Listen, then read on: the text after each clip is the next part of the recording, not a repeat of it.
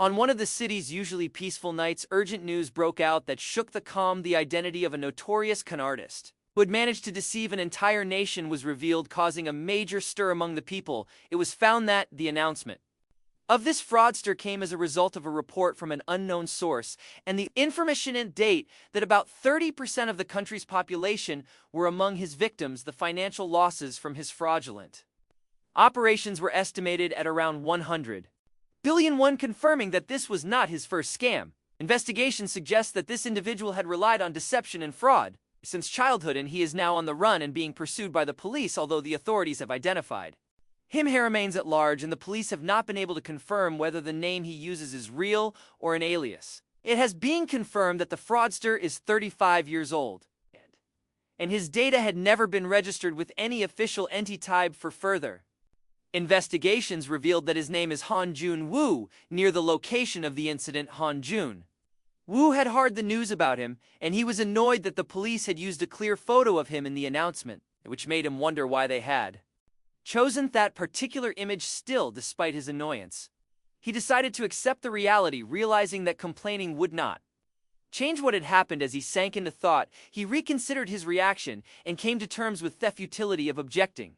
His memory took him back nearly 30 years to when he was a small child, standing frightened in front of an adult man who asked him if he had taken something. The child, with trembling voice and tear-filled eyes, replied that he knew nothing about the matter. Despite his obvious fear and the tears streaming down his face, the child insisted he hadn't seen or taken anything. The man, who had been looking for something valuable, appeared anxious and angry for causing this mess, so he decided to leave. The place quickly agitated. The man made the decision totally after the situation escalated beyond his control. The events then shifted to the scene of his first encounter with the child at an upscale kindergarten catering to wealthy families, which was the destination of this unmarried man. As he searched for a new victim while rushing through the place, he accidentally bumped into a Ladiand, nearly caused her to spill the wine glass she was holding. He quickly recovered and hurried to apologize for his sudden movement, all while discreetly slipping a valuable ring from her finger. The lady smiled and told him not to worry, as the glass hadn't spilled and she was unharmed. She appeared reassured as he apologized, saying that everything was fine and there was no need to stress at that. The man simply nodded and walked away, seemingly calculating his next move with precision. While the guests were distracted, the man seized the opportunity, having successfully snatched the ring, and quickly headed toward his hideout. But just as he began to run, the ring unexpectedly slipped from his hand. It twice on the ground before rolling away and stopping in front of a small child who was sitting on the floor. Ran in a daze, watching the ring approached the child, a scene from his past confirming that the ring was indeed with boy. He approached the boy, now filled with doubt, and asked him sharply whether he had picked up or seen the ring. The child, frightened by the situation, burst into tears and said in a trembling voice that he hadn't taken anything and knew nothing about it. People began to look in the child's direction, making the man anxious about the situation. So he quickly withdrew, apologizing and claiming it was a misunderstanding. As he walked away, still searching for the ring, noticed another woman approaching the child and gently asking why he was crying, which surprised him. The man turned and looked at them, wondering to himself what the next moments might hold. The man began to panic when he suddenly heard the child call out "Dad," and could only respond with a stammer. He was about to deny being the boy's father, but quickly held back, afraid of exposing his unauthorized presence at the location. He began to consider pretending to be the parent of one of the children to avoid suspicion. At that moment, the child shouted with great excitement, "Daddy!" and rushed toward him, hugging him tightly. The man was shocked and flustered, and he started shouting for the child to let go, insisting he was Thie's father. But the child clung to him, pleading not to be left behind and promising never to ask for toys. Again, people around them began murmuring in surprise and doubt, wondering if someone would actually abandon their child in a place like this, trying not to raise suspicion. The man laughed awkwardly, grabbed the child quickly, and said, "Hoo! Leave him and would buy him anything he wanted," then hurried away carrying the child. The man rushed with child in his arms into an alley away from sight, panting heavily from exhaustion. He stopped suddenly and asked the child seriously who he really was, which puzzled the boy. The man asked again why he was calling him dad, and that child answered innocently and calmly that he too had lied, just like the man. The child looked the man straight in the eyes and said innocently that he knew the man had lied a little, and that he had seen everything with his own eyes. Child asked if the game was over now, which confused the man, who asked in surprise what game he was talking about. A child smiled widely and sincerely, saying, "That was a really fun game." Which deepened the man's confusion. The man grew more serious and began asking the child questions about where he lived and about his parents, to which the child simply responded that he didn't have anything like a home or parents. The man was taken aback and realized the child was homeless just like him. The child asked worriedly, if the man was also homeless like him, but the man anxiously pipped his question about where he lived. The child explained that he could go anywhere without anyone noticing him, as he simply blended in with the other kids and waited until the parents came to pick up their children. No one ever noticed. He had no family, the child continued sadly, saying, "No one cares unless they expect someone to come for him." He smiled again and pulled something out of his pocket, proudly saying he had won the game, so there was no need to hide it anymore. The man's eyes widened in shock when he saw the child take something shiny from his pocket. It was the ring the man had lost earlier. After stealing it from the woman, the child held it up, smiling proudly, announcing that it meant he had won it. That moment, the man remembered the scene where the child claimed he hadn't sent anything while crying, and he realized he had been cleverly deceived by this child. The man felt both admiration and shock, saying to himself, "That child pretended to be an innocent kid, snuck into the kindergarten, and even tricked the great Koil Nam." The man began to think deeply after seeing the child, who appeared to be 5 or 6 years old, holding the ring he had previously lost. The child was smiling innocently, which made the man wonder who this boy really was and how he had ended up in that place. The man turned his head toward the child, his eyes filled with astonishment, which that child noticed, and asked him in a suspicious tone if he was afraid of him. At that moment, the man began to feel anxious, as he hadn't expected to display such a reaction. He asked himself, "What expression do I have right now? Do I really look scared?" He suddenly realized that, in fact, he was afraid of the child, afraid of his skills, and how he had outsmarted him in his clever little game. That was a pivotal moment for him, as he began to feel mental pressure from the sheer of a small child who might be more talented than he was still. He tried to ease his anxiety and smiled, telling that child he wanted to take him with him, and asked if he wanted to come along. The child looked at him with eyes full of suspicion, unsure whether to trust this strange man or if he would end up being let down despite all the doubts clouding his mind. The child finally decided to take the man's hand in a moment that even surprised him. At that moment, that child felt something strange, as though he had gained something new in his life. Sense of family he felt at that moment. He had gained a new family. He looked at the man's face, Koil Nam, who was looking at him with a smile, as if he were the first father in the child's life, though the boy had no real idea what that truly meant at the time.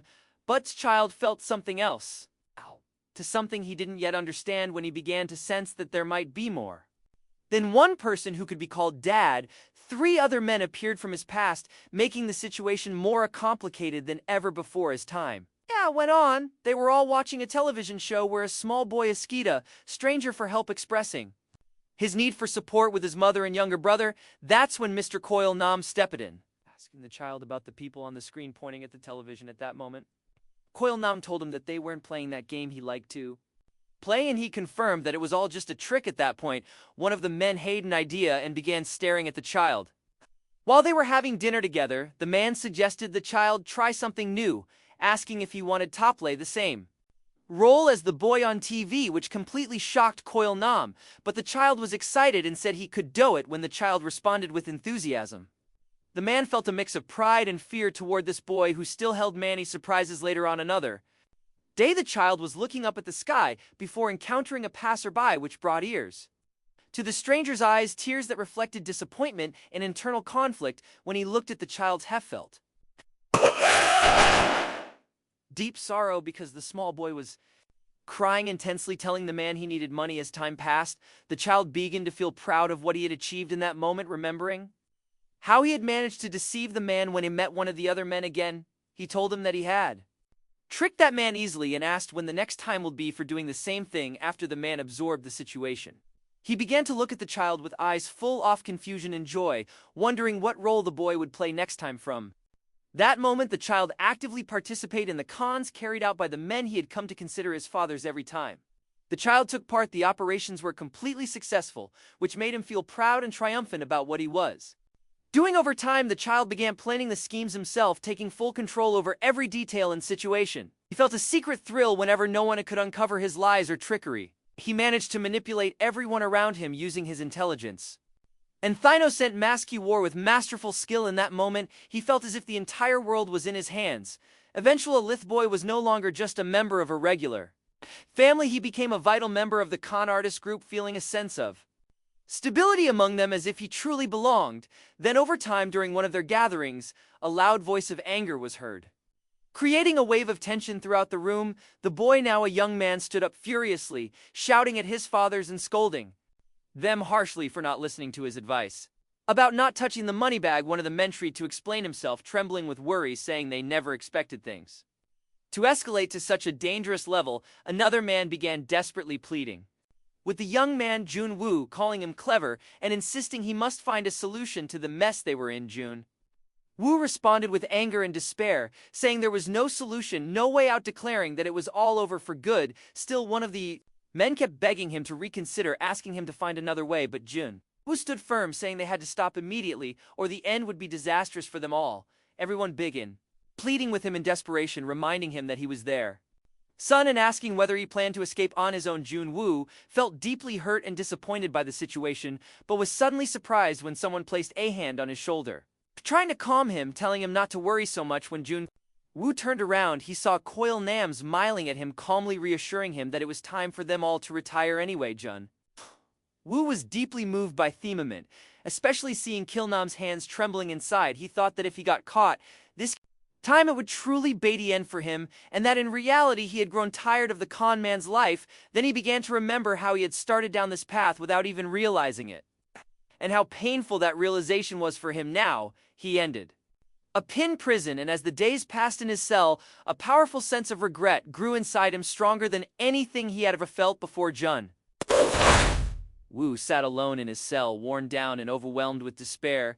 He began to recall how the men saw his fathers were obsessed with greed, always living in fear and hiding. Now in his exhaustion and insureness, he clearly saw that this was the inevitable end. Suddenly he heard a loud voice call out, "My son," which made him jump up and turn quickly. Wondering what was happening, he looked toward the source of the voice with worry and fearly to see one of the men standing before him unexpectedly. Jun Woo was extremely shocked, staring at the man in front of him with utter bewilderment. At that moment, Jun Woo looked at the table and saw Kilnam smiling happily as he had told him that his father had achieved satisfying results, joyfully pointing at a large piece of chicken he was holding. Jun Woo stared at him in astonishment and confusion, wondering to himself if the man was really his father. Kilnam continued laughing with great delight, proudly announcing his success in keeping the piece of chicken, which he considered a major achievement. Then he called out to Jun Woo, telling him to hurry and eat now, since he would best start in high school and needed to eat well. Jun Woo was extremely surprised by the man's words and started wondering to himself whether he really would become a high school student. In another room, one of the men was explaining a plan on a whiteboard, saying that they would disguise themselves as gangsters in Seonu High School to carry out a con. The man continued detailing the plan, pointing out that Jun Woo would play a crucial role in the operation. One school ended. Meanwhile, Jun Woo was sitting quietly listening to the explanation in complete silence and stillness, his hands folded and his eyes filled with deep thoughts about the plans and deceptions. He was harangued. Suddenly, the man snapped at him angrily, asking whether he was even paying attention or if he was zoning out again. Jun Woo refocused on the board and wondered to himself if this was the same operation that had taken place around 20 years ago. He spoke calmly and confidently, saying that this time the principal would be his main focus. They decided to first meet the principal at the Insin Hotel to gain his trust and complete a deal by having him sign a contract. Once the principal signed the fake contract they had prepared, they would move on to the next phase of their plan. At that stage, both Jang Junwan and Park Buyong would appear in gangster disguises to intimidate the principal and force him to cancel the deal. As soon as the principal panicked, he would want to void the contract to avoid the scandal of being associated with gangsters, allowing them to blackmail him and demand payment for breaking the deal. Of the men smiled in amazement and asked if that was really all there was to it. Jun Woo left the room, saying Hedden seemed to have an important role here, which shocked those present as they wondered how he knew such specific tales that hadn't even been decided yet. One of the men mocked the situation, saying he thought Jun Woo had been going through teenage angst lately, but it seemed he had gotten his energy back. Then another man with a sly look said that Jun Woo was the type to get excited the moment a new opportunity appeared back in the room. He had just left. Sumyeon asked what had happened with the previous mission and whether it had been successful, and Another replied that I thought ended a long time ago. At that moment, Jun-woo was listening to them intently from behind the door. He let out a soft sound to express his frustration at what he heard. Before leaving the area, he entered the bathroom feeling deeply burdened and let out a long sigh that reflected his exhaustion with the situation. He washed his hands and face and began to reflect deeply on how what he had heard was indeed an operation they had carried out in the past, and that meant Jun-woo became completely certain that he had returned to the past once again. He stood, thinking about his life of 35 years now, realizing, but reliving a different reality, having returned to his middle school years. He looked in the mirror and questioned whether he had the ability to change his life, fully aware that both realities were equally real. Then he said to himself with determination that he couldn't allow himself to live the same life again. But as he was deep in thought, the door suddenly swung open and someone called out his name seriously, Han-jun, which made him turn around quickly, startled and tense about what might happen next. The man entered the room and handed Jun-woo a file, saying calmly, "This is the mission you'll carry out next week."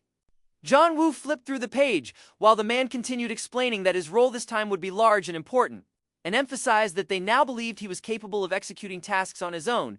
Jun-woo muttered in acknowledgement of the mission's importance, but deep down he began to feel a sense of unease. The man warned Jun-woo very seriously that this mission was also extremely dangerous and that he had to be very careful this time.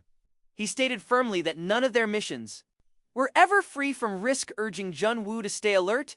Jun-woo smiled to himself, thinking he had expected that Jung-jun Won had prepared a very meticulous escape plan in case things went wrong. He looked at the list of people included in the escape plan: Jong Junhwan, Kim Gwang-soo, Lioj, and Kulnam, but he noticed that his name wasn't on the list at that point. Jong-jun asked him with a sly smile if he suddenly felt scared of the mission.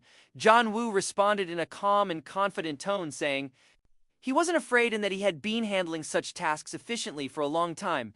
Jong-jun explained that the mission this time relied solely on Junua's presence at the school because of the principal warning him not to show his face too much outside the school. He also firmly warned Jun-woo not to form unnecessary friendships, since only he and the rest of the group would accept them. Upon hearing these words, Jun-woo recalled memories of his past life when he used to plan and execute scams with absolute precision, rarely ever failing. He remembered that the only thing that had caused some of his schemes to fail was the greed of the men he had considered his fathers. Jun-woo grew angry inside, bitterly thinking about how they kept repeating those same hurtful words that always wounded him. He felt he had been brainwashed by them, that they only saw him as a tool to make money. He remembered how he was always isolated from the outside world, spending his time alone in front of the television.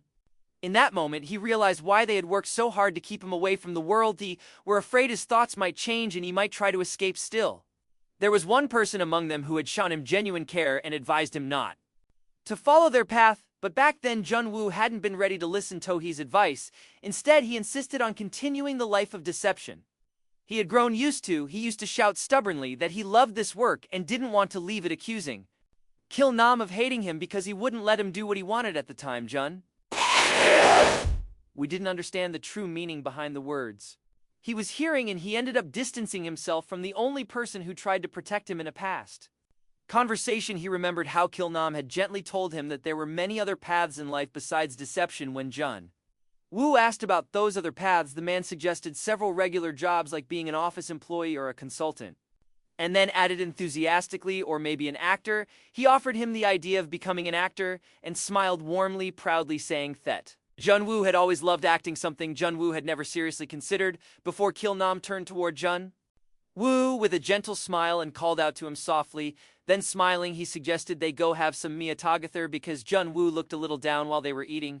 Kil-nam laughed and said that Jun-woo had finally started to like anchovy soup, even though he used to hate it passionately. He then smiled, remembering how Jun-woo used torfus to eat that dish in the past, but Jun-woo wasn't smiling, which prompted the man to ask him kindly if there was anything he wanted to say. After a few moments of silence, Jun-woo finally spoke, calling him Dad, and Kil-nam responded with clear concern. Jun-woo looked at him with a sorrowful gaze and said seriously that he wanted to die the next morning. Students gathered in the schoolyard preparing to leave for a school trip, all standing in 3 orderly lines. One-off teachers noticed some third-year students were missing and began to complain about the low turnout. The attacker also grumbled about the bad weather on the first day of the trip. Then he called out for Jun-woo, asking why he hadn't shown up yet. Jun-woo replied calmly and with slight sarcasm that he was already on his way. As they stood Waiting, another teacher approached him asking if all the second-year students were present and reminded him to listen carefully to instructions upon arrival. At that moment,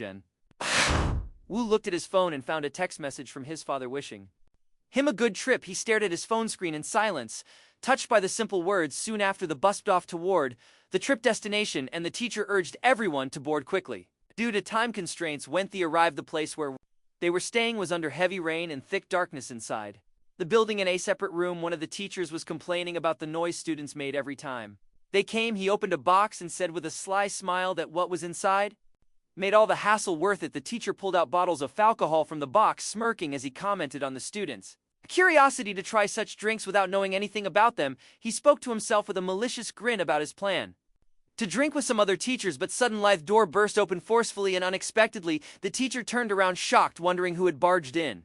Rudely, a furious student appeared, yelling at the teacher and saying he was deeply upset by his inappropriate behavior. The teacher stood up in anger, scolding the student and asking who he thought he was to dare raise his voice. A teacher. Wu didn't care about the teacher's words, walking away and complaining about the loud disturbance. Decided to take a quick nap somewhere away from the other students and told the teacher to leave the room. Thedeker was infuriated by the students' disrespectful behavior and shouted, demanding his name in class. He then rushed toward the student, grabbing him by the collar in anger and threatening to hit him before calling in the student's homeroom teacher. At that moment, the student smirked mockingly, ready to face whatever would happen next. Teacher lunged furiously at Jun, was shouting a curse and attempting to hit him, but Wu blocked the strike with intense anger showing. Clear disgust at the teacher's attempt to touch him, the teacher was surprised and stepped back a little when Wu mockingly reminded him that he had planned to call the homeroom teacher. The teacher grew visibly anxious and flustered while Wu continued speaking with a chilling calmness, saying he doubted any teacher will come to help him. He went on sarcastically, pointing out that teachers had recently been beaten up by his father and uncles, then revealed a fake tattoo to the teacher. At that moment, the teacher was struck with fear and astonishment by what he heard from Wu, who then coldly challenged him to go ahead and call them. The teacher began to wonder in terror who this student really was. This kid with a tattoo, could his family actually be involved with gangs? Wu smirked mockingly, completely unfazed by the teacher's threats. He sat confidently and calmly on the couch, provocatively demanding the teacher leave the room and call the homeroom teacher if he wished. The teacher felt angry and humiliated by was boldness, saying he would call the homeroom teacher immediately and ordered him to wait. He stormed out of the room, yelling at Wu to stay put, and slammed the door behind him. Left alone, Wu muttered to himself with sarcastic relief that it had all gone much easier than he expected. He began calmly looking around the room, having regained full control of the situation. A mysterious, mocking smile spread across his face, reflecting the success of his plan. He turned to the bottles and drinks that the teacher had left behind. Meanwhile, the teacher returned with the homeroom teacher, who began by saying it was very strange Wu had always been a quiet student in class. Then he questioned his colleague whether what Wu said about his father, uncle's gangs and tattoos could be true. The homeroom teacher replied that if that were the case, they would have known about it beforehand. The teacher then quickly returned to the room with his colleague, shouting, Wu. But when they entered the room, they found that Wu was no longer there, which only deepened their confusion and anger. The teacher smelled alcohol and angrily asked his colleague if he had been drinking in there. The other teacher replied nervously that he hadn't touched a thing, but the first teacher insisted, pointing his finger at the bottles of alcohol on the table. The accused teacher tried once more to explain, but his colleague interrupted him with anger and frustration, saying he knew he hadn't been drinking. As the rain poured down outside, the two teachers decided to search for Wu and figure out where he had gone. At that moment, Wu was calmly walking in the rain, moving away from the lodging area. He headed toward a cliff near the sea, beneath the dark sky and heavy rainfall. Seemingly determined about something, Wu stood at the top of the high cliff, saying to himself that the play he had prepared was now truly over. As he stood at the edge of the cliff under the pouring rain, he thought that this moment was truly the end. He stared at his soaked shoes, wondering why he felt strange, even though everything had just been a lie he'd lived until now. His life flashed before his eyes, and he remembered how he had always believed he was living inside a movie, but in reality he was nothing more than a con artist and a criminal who took advantage of others. And he realized that if he continued like Thish, would just repeat the same life all over again. He decided deep within that he would end the life of Jun, which had lasted 35 years today. Lifted his head toward the rain-filled sky and thought to himself, today's a perfect day to die. But suddenly he heard voices shouting that they had found him, which made him turn around in surprise. Some people had quickly reached him and were shouting, asking what he was doing in such a dangerous place. John turned to them with a cold look. Without replying, they yelled at him, pleading with him to come down, immediately warning him that the place was extremely dangerous. John. We ignored all their warnings, convinced that it was truly time to end everything. He took a small step forward, muttering to himself sadly, "That's enough, it's time to end it all." The people rushed toward him in a desperate attempt to stop him from jumping, but his body had already begun to fall from the edge of the cliff. While they watched the scene unfold in horror and shock as he fell, his hand reached out as if trying to grasp a strip of film representing the life he had lived as a criminal elsewhere. Angry voiceware being raised about some performers who had fled again from a theater production after being paid extra due to traveling from far away. An assistant asked the theater director, worried about what to do, especially with only 5 hours left before the show. The director ordered that ticket prices be refunded to the audience. Another assistant, angry, suggested demanding compensation this time and criticized Director Joe, who always preferred to tackle responsibility himself. Director Joe left the venue, instructing them to send short, clear apologies to the audience without long explanations inside. Director Joe was furious, remembering how he always believed in the importance of trust in work. He recalled his past when he had been a prominent member of the National Assembly just 5 years ago.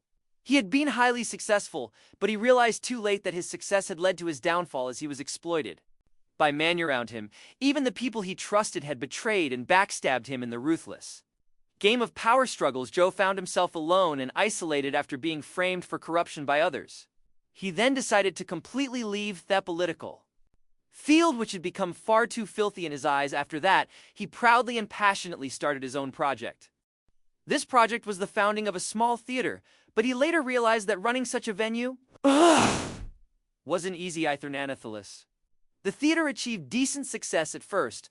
Although it was just a small rural theater, it managed to attract enough attention. The strategy of relying on new, unknown actors turned out to be more successful than trying to bring in famous ones who were difficult to book for such a small venue. Director Joe clearly understood that the first thing that catches the audience's attention is the famous name of the actor, but he was absolutely convinced that what truly elevates a play's quality isn't the actor's fame, but how well they perform their role. As he sat inside the empty theater, he reflected on the importance of sincere performance and how an actor could truly touch their hearts of the audience. That's why Director Joe decided to focus on beginner actors who had talent, but were denied real opportunities because of others' fame. And indeed, the theater began to earn a good reputation as a place that discovered new and obscure talents, but that good reputation didn't last long. Soon, the young actors who had come more well-known started moving to Seoul, where fame opportunities were greater. Actors who were hungry for recognition left the small theater and went to work with major theater companies in Seoul. As soon as they became known, Director Joe asked himself in despair whether the problem lay with him personally or with the world he lived in, especially since this was the third time he faced a similar situation. As he walked toward the auditorium, Hassanly noticed a sound coming from inside.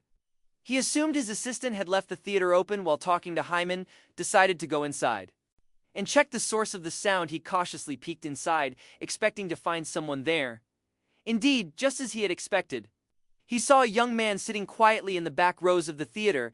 This young man had been showing up frequently recently, and he looked like a high school student, but his clothes were a bit odd, more like EO worker's uniform, and didn't match his age. Director Joe had noticed that this young man always left some money behind after watching the performances. Joe thought to himself sarcastically that this small theater barely had any regular customers. Maybe this boy was the only loyal one they had at that point.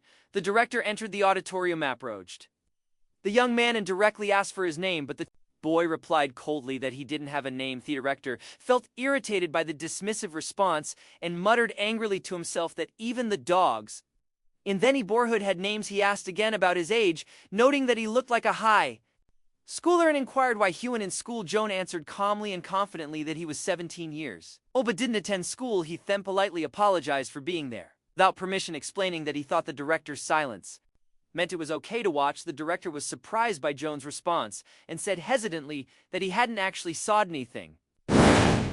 Trying to explain the situation at that moment, the boy turned to leave quietly, but suddenly stopped as if he had remembered something. Joan turned back toward the director and extended a banknote to him, commenting that he enjoyed today's show too.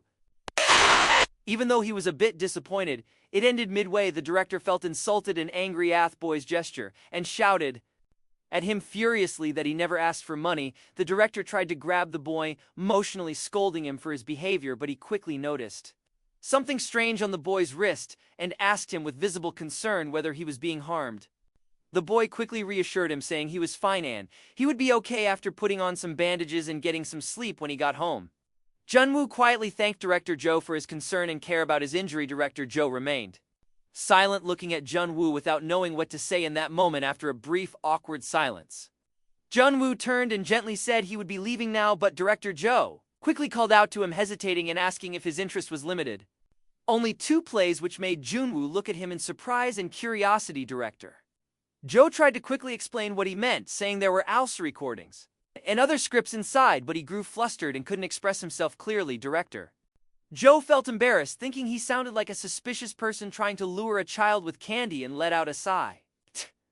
Off frustration, Junwoo turned to him again, puzzled by his hesitancy and obvious nervousness, trying to regain composure. Director Joe calmly and sincerely asked if he could at least come in for some treatment. Junwoo hesitated for a moment and looked back thoughtfully without giving a clear answer. Later, in a small diner, Director Joe said kindly while looking at Junwoo that he thought he would keep ignoring him until the very end. Noticing that Junwoo was eating hungrily, he smiled and said he really must be very hungry. Junwoo replied with slight sadness that Director Joe reminded him of someone, so Joe quietly asked him what work he was doing now. Director Joe commented that Junwoo was still young and handsome and that he could easily find better jobs, to which Junwoo replied quietly that everyone has their own circumstances. Junwoo went silent for a moment, reflecting on his words, then noticed a paper Director Joe's holding and asked with interest what it was.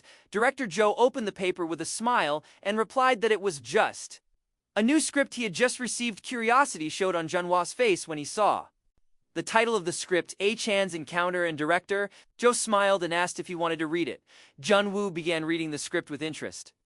It was the first time he had seen something like it. He flipped through the pages, reading the carefully written dialogue, murmuring softly to himself as he read. Director Joe watched him silently and attentively, observing Junwoo's reactions as he read. When he noticed Junwoo reading with great seriousness, he began to feel nervous and anxious about his reactions. Suddenly, Director Joe snatched the papers from Junwoo's hands, saying emotionally, thought that was enough. He explained nervously that the work hadn't been published yet, so he couldn't let him see the whole thing inside. The director felt awkward, wondering what a country boy could possibly understand from such a work. He was confused by how easily he had shown the script without thinking it through, but he had noticed that Junwoo had read it with intense focus and interest. Junwoo quietly said he had really enjoyed reading it, which made the director feel slightly disappointed by the simplicity of his reaction. Director Joe asked with a sarcastic smile if that was all he had to say, then asked for his opinion on the script more clearly. Junwoo replied, lacking confidence, that he wasn't really sure, while Director Joe excitedly told him he had put a lot of effort into it, explaining that he received it from a writer who was so idealistic he bordered on obsessive, and that every letter in the script served a purpose with no unnecessary words. Director Joe looked at Junwoo with anticipation, then hesitantly asked if the reason for his lack of enthusiasm toward the script was because it was Aramin's. Junwoo responded honestly and calmly that that wasn't the reason, but rather that he wasn't sure if the script suited this particular theater. Director Joe was puzzled by the answer and asked Junwoo in confusion what he meant. Junwoo replied clearly and directly, saying from the second line on the first page. Director Joe was taken aback and quickly grabbed the script to read the second line on the first page to verify Junwoo's words. As he carefully read the script, he was visibly stunned when Junwoo began reciting the details written about Jo Young's ideal character type in the script. Junwoo repeated every word from the script with incredible precision. Astonishing. Director Joe, who couldn't believe he had memorized it so quickly. Director Joe asked himself in shock if this young man had actually memorized all the dialogue and stage directions. After just one glance, Junwoo continued reciting the script flawlessly, as if he had read it dozens of times before, even though it had been less than a minute since he received it. Director Joe stared at Junwoo in utter awe and admiration, unable to understand how he had managed to memorize it with such incredible speed. Then Director Joe asked again in visible confusion what this had to do with his theater. Junwoo explained literally that the scene in the script required a wide space where 3 people walk and talk for about 30 seconds, which is roughly 20 steps. While the width of the stage in his theater allowed for only 13 steps, he added that Using umbrellas in the scene would render the lighting ineffective as the actors' faces would remain in shadow the entire time, diminishing the dramatic impact of the protagonist's entrance. He then suggested modifying the scene's location from a road near the school to a bus stop so the actors could stay in place logically without needing to shorten the dialogue. He also proposed a creative idea, having the protagonist enter with an umbrella and then turn it toward the audience to obscure his face, adding to the sense of mystery and anticipation. Junwoo paused briefly and said quietly, and this scene has to look dramatic to the audience, director. Joe suddenly felt embarrassed, prompting Junwoo to say he should probably ignore what he just said. It might be a little too much, but director. Joe, who was listening with intense interest, handed the script back and seriously asked Junwoo if he wanted to continue. Junwoo didn't quite understand what he meant and asked confused, "What do you mean by continue?" Director Joe calmly explained that he wanted to hear more of his thoughts and feedback on the script. Then Junwoo began reviewing the rest of the script, again with intense focus. Without saying a word, Director Joe sat watching Junwoo, feeling very anxious as he realized this young man had an extraordinarily rare talent for directing. Junwoo's spontaneous and astonishing notes included detailed observations about stage, structure, actor movement, and viewing angles from the audience's perspective. He also provided precise explanations for the timing of lighting transitions and the color temperature required to make scenes look dramatic. He even mentioned the ideal timing for pauses in dialogue and then burr of breaths needed to achieve the intended emotional effect. Director Joe realized at that moment that the precise insights would be difficult even for a seasoned professional to deliver so quickly and clearly. He became certain that Junwoo had managed to revise the script perfectly in just a few words to fit his specific theater and its limitations. Director Joe remained silent for a moment, staring at the script. Junwoo was holding, deeply shocked by the young man's talent. Then, with visible hesitation, Director Joe finally asked, his voice slightly tense, how old he was when he started learning directing and where he received his training, because it seemed like he had undergone formal instruction at a professional theater company. Junwoo replied in confusion, asking what he meant. So Director Joe continued, affirming that the real reason he kept attending performances was because he suspected it was Junwoo himself who had created the storyboards for the productions, and asked if he was right in that assumption. Director Joe asked curiously if the work Junwoo was currently doing had anything to do with the storyboards he had mentioned earlier. Junwoo replied that in fact he had only recently seen a play for the first time here, which shocked Director Joe. We explained that he originally wanted to watch a movie, but since he couldn't find a cinema in the town, he decided to see a play instead. At that moment, Director Joe recalled with surprise that he had first seen this young man only about 3 weeks ago. Director Joe was stunned, wondering how such a young person, barely high school age, could understand all the nuances of theater so quickly in just 3 weeks. Theater is not just simple acting, as most people believe. It's actually a comprehensive art form that combines script writing, drawing, music, lighting, directing, and many other arts that work together in harmony. And yet this young man had grasped all of these elements. After reading the script only once, Director Joe thought in amazement that this young man had accomplished alone what would usually require a team of professionals. What amazed him even more was that this boy had only been watching plays for 3 weeks, while Junwoo continued eating quietly. Director Joe hesitantly asked if he would be interested in trying to revise the dialogue as well. He then added seriously that they would assume a rewrite of the script based on Junwoo's suggestions, and thought to himself that he wanted to see more office insights on the lead roles in acting, not just directing. Junwoo hesitated for a moment before replying that Heckle didn't do that because he didn't know who the actors playing the roles would be. Director Joe smiled and said that would depend on their skill levels, but Junwoo quietly interrupted, explaining that it wasn't about that. Junwoo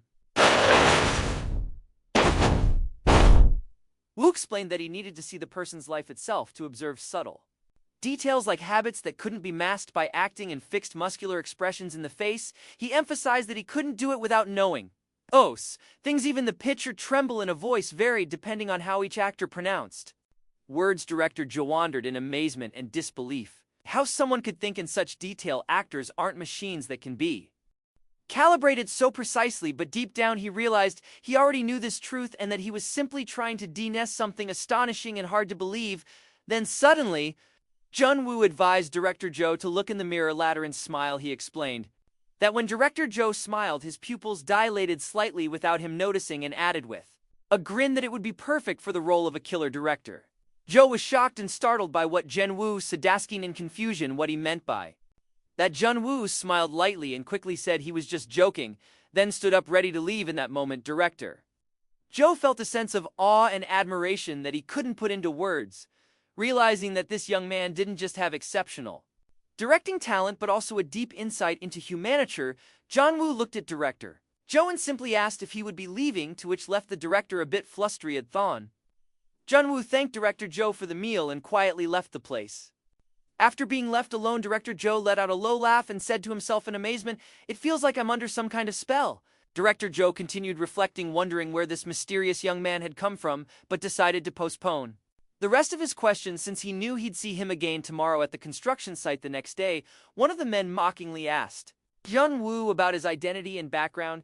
Jun-woo replied coldly that he had come to collect his money. The man responded in surprise and denial, asking if he had even left any money with him in the first place. Jun-woo firmly confirmed that he had indeed left it with him. I added calmly that when a man says "I'll pay later," it means he's supposed to pay now, specifically 58,701.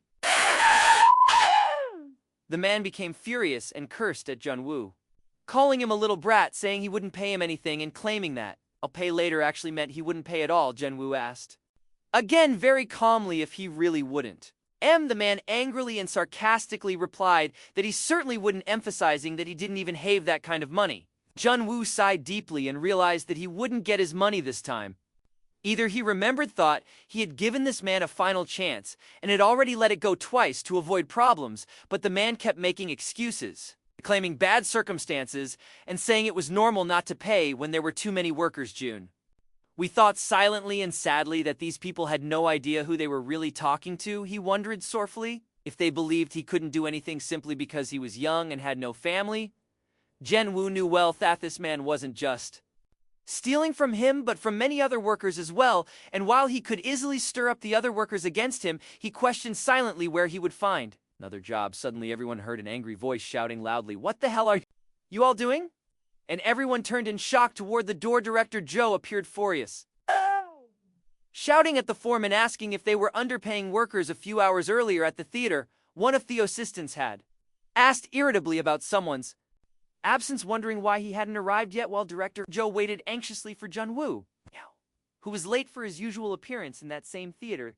The assistant had suddenly asked where a 17-year-old boy could be at this time of day and noted that he should be in school, but Director Joe intervened, saying that the boy didn't go to school but worked at a construction site. Then the assistant cleverly suggested, "Why didn't you go to the site yourself, sir?" Which suddenly made Director Joe realize what he had to do. He concluded that based on what he had said himself, the boy would surely be there now at work. Suddenly, Director Joe rushed to the door, ignoring his assistant call to stop and reminding him about an important meeting. Director Joe hurried with quick steps, scolding himself for not thinking of this earlier. As he made his way to the construction site, he arrived at the site panting heavily from running so fast. He paused to catch his breath as he looked around, wondering, is this the place? Director Joe approached cautiously and gently opened the door, hearing voices speaking inside. He suddenly burst into the room, shouting furiously at the foreman for underpaying the workers, shocking the two men who were inside the room. With Jun-woo, the foreman turned and sat down in fear, while Jun-woo looked at Director Joe in surprise, wondering why was here. The man tried to stammer that outsiders weren't allowed in this place, but Director Joe continued speaking with intense anger, scolding the man and condemning their actions, accusing them of stealing from a young boy and saying they should be ashamed of themselves. Director Joe charged forward in a fit of rage, calling them useless insects and flipping the table in front of them, scattering papers everywhere. The two men were stunned by Director Joe's unexpected behavior and started shouting, asking what this angry man thought he was doing. Meanwhile, Jun-woo stood perfectly still, showing no reaction at all, as if what was happening didn't concern him in the slightest. Director Joe noticed Jun-woo's stillness and yelled at him in frustration, demanding to know why he was just standing there doing nothing. He immediately grabbed Jun-woo's hand and dragged him outside, scolding him for wasting his time with people like them after they had left the place and returned to the theater. Director Joe remained angry, muttering curses and calling those men damned. He then turned to Jun-woo, expressing his deep surprise at how the latter was able to endure all of that without showing any anger or frustration. He asked if Jun-woo Woo wasn't upset about not getting his money and offered to report the men to the police so they could be arrested. Junwoo calmly asked, "Why Director Joe all do that for him at that point, Director?" Joe explained in a firm teacher-like tone that when an adult offers help, a young man should thank them instead of arguing in that moment, Director. Joe noticed that Junwoo had clenched his fist tightly, a clear sign of inner tension. He looked at Junwoo seriously and directly told him, "You wanted him to stop doing that kind of work and to work only with him at the theater." As he said that, Director Joe began to recall and calculate how much money he had lost over the past month. Junwoo noticed the sudden silence and asked in confusion why Director Joe had made that offer earlier. After a brief hesitation, Director Joe smiled gently and asked indirectly whether it wouldn't be better for Junwoo to stay here and watch the plays he loved, but Junwoo responded with confusion, wondering why Director Yu was so interested in him and why he was helping him, since the day before Director Joe quickly denied it was personal help, explaining that he was simply looking for a part-time employee after his last one quit unexpectedly. Junwoo smiled and asked sarcastically whether Director Joe really had enough money to hire him, especially since he always seemed worried about finances. This question annoyed Director Joe and asked Junwoo sharply if he was worried that he'd steal his money. Junwoo replied simply and clearly that yes, he was worried about that, which made Director Joe even angrier. Director Joe became more animated and shouted that Huald Pejun was wages even if he had to work at the construction site himself. He then fell silent for a moment, recalling what had happened the previous day. At that moment, Director Joe remembered some of the things Junwoo had said and realized he couldn't recall all the details clearly and that some things were still uncertain for him. But despite remembering everything, the strong emotions he had felt at the time remained vivid in his mind. He resolved inwardly that he would not allow this talented young man to waste his life working construction, believing that Varian has a proper place where they truly belong, even though he knew keeping Junwoo by his side might be a financial loss. For now, he was determined to do so. Junwoo remained silent, listening to Director Joe without showing any clear reaction. Then he asked Director Joe, quietly recalling their earlier conversation, whether part-time employees sat the theater also. "Got a chance to watch the plays at Sunset, Director?" Joe stood outside the theater feeling somewhat tense because Junwoo was taking a long time to come out. The director waited for a long time, wondering why was delayed, and began to consider whether Junwoo might be more precise and organized than he had initially thought. It had been a week since Junwoo started working at the theater. 3 hours earlier, Director Joe had asked Junwoo to organize the basement room, which was in a state of chaos, and had simply instructed him to stack everything. A known side, Director Joe was growing angry as so much time had passed 3 hours and he had already planned to have dinner with Junwoo. After they finished, he began wondering to himself if Junwoo had some form of obsessive-compulsive disorder. Hetch quickly dismissed the thought as he walked down the stairs, saying to himself that the task shouldn't have taken more than an hour. He then entered the room, shouting angrily and intending to ask why he was taking so long, but he froze in shock upon seeing the state of the room and asked in astonishment whether Junwoo had really done all of the shame self. Junwoo calmly pointed toward the bookshelf and said it had just fallen. Director Joe looked toward the film shelf with theater scripts scattered all over the floor and immediately imagined what might have happened. He pictured Junwoo organizing the books when the shelf fell, scattering the scripts, and at that moment Junwoo lost his focus. But He quickly noticed that the rest of the room was organized very neatly and precisely. The books were beautifully arranged, and even the flowers were placed on the table with great care. Director Joe asked in confusion what exactly Junwoo had been doing, and Junwoo simply replied that he had just been trying to read the scripts. Joe was surprised and asked if he meant theater scripts, to which Junwoo confirmed, explaining that he was only reading them with his eyes. Even more surprised, Director Joe asked again why the room was such a mess if he was only reading the scripts, and sarcastically added if he was putting on a solo performance or something like that. Director Joe then noticed that Junwoo was holding a Russian play in his hand and asked curiously why he had chosen that particular script. Junwoo replied very simply that he had already read all the Korean scripts available in the room, which completely shocked Director Joe. Junwoo pointed toward the neatly arranged shelves and said that all the books placed there were the ones he had already read. Director Joe was stunned by this and asked in disbelief if he had actually read all of those books. He asked again if that was why he was now reading the Russian script and whether Junwoo even understood the Russian language, but Junwoo quickly clarified that he wasn't referring to the Russian script itself, but rather to the Russian dictionary on the shelf. He explained that he had only looked up the meanings off some words using the dictionary, which allowed him to understand the general content. Director Joe was filled with astonishment, wondering how we could have organized everything so precisely based on just a partial understanding of a few words. Director Joe stood frozen, staring at the script Jun-woo was holding, realizing with awe the level of intelligence and skill this extraordinary young man possessed.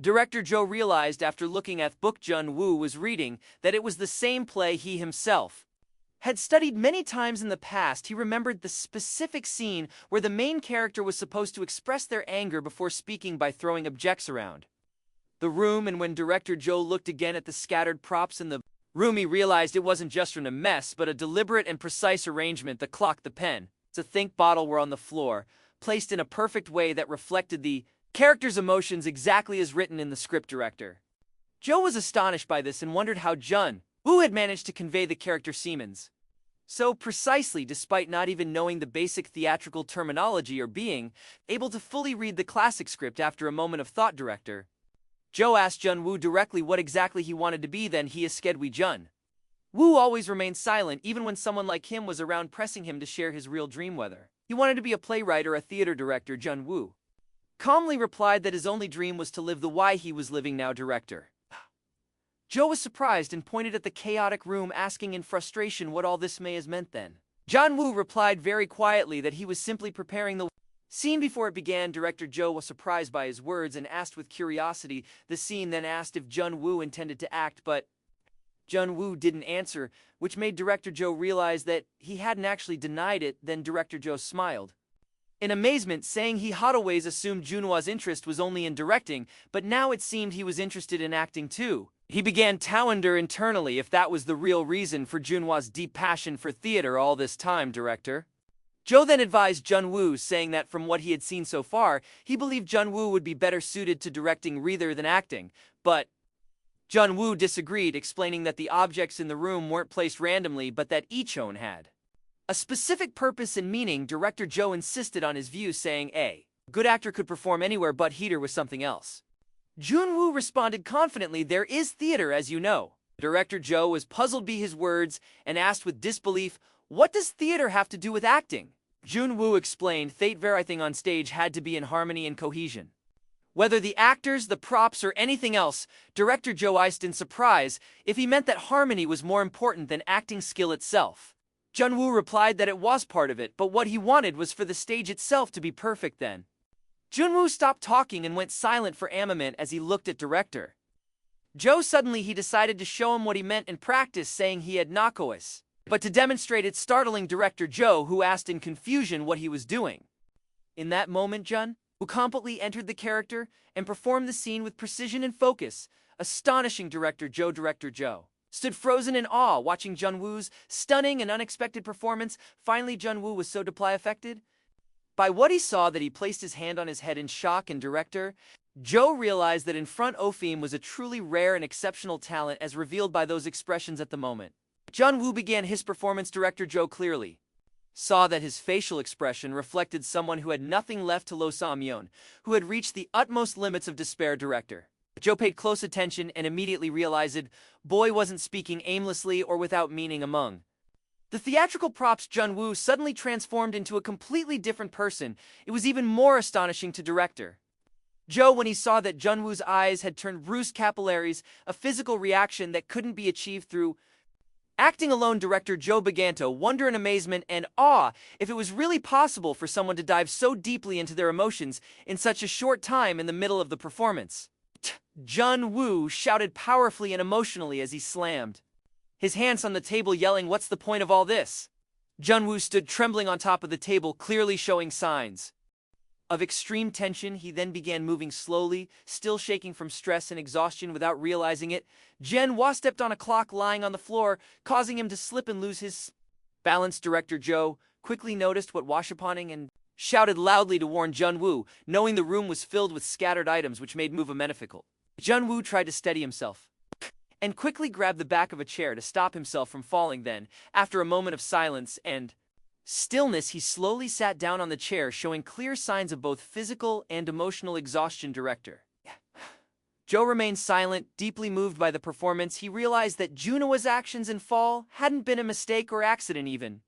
The way he caught the chair looked completely unnatural. Director Joe also noticed that the posture of his body and the way he sat reflected someone who had been completely drained. His empty expression as he sat there conveyed someone who no longer had the strength to get back up. Director Joe felt inside that everything Jun Woo had said was entirely true, and that every element in the room and the performance was perfectly synchronized. After the scene ended, Jun Woo said that the performance was now finished. Then Director Joe added, "Clearly this can't go on like this." He immediately looked at Jun Woo and told him seriously you need to be on stage.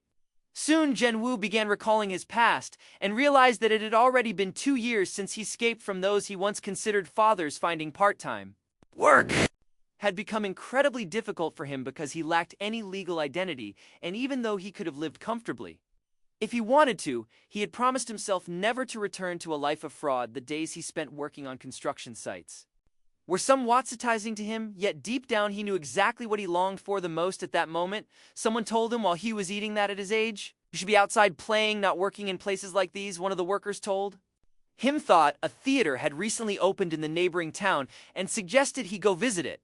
Jun Woo thought silent liar, flicking on that word theater after a bit of hesitation. He decided to go to that theater. When he arrived, he realized that thought was being shown wasn't a movie, but a play which initially made him feel a bit disappointed. During the performance, he noticed the sound of a man sitting in the middle of the audience, sighing loudly, but he didn't pay much attention to that. What really mattered to him was the strange feeling that grew stronger as he watched the play. His initial disappointment about it not being a movie quickly faded, and he began to feel deeply moved in a way hadn't felt in a long time. He discovered that the energy radiating from actors in real time and in front of a live audience was completely different from the magic of films. In that moment, he felt for the first time a strong disarray beyond that stage himself. From that day on, he started going to the theater right after work every day. His body moved on its own before his mind could even decide, until one day as he was sitting there, Director Joe suddenly asked him for his name. When he didn't respond quickly, the director repeated the question, firmly and insistently wanting to know his name. Since then, the man who seemed to just be a staff member at the theater kept asking about Heimvon, offering to let him come in for treatment and leave right after. Jun Woo thought that the man's involvement was a bit intrusive, but not bad. His way of speaking was a bit harsh, but he was kind and clearly not someone who would hurt others. Even once Director Joe grabbed Jun Woo's arm and pulled him out of his workplace, scolding him and saying, "Hesh Olden, waste time with people like that."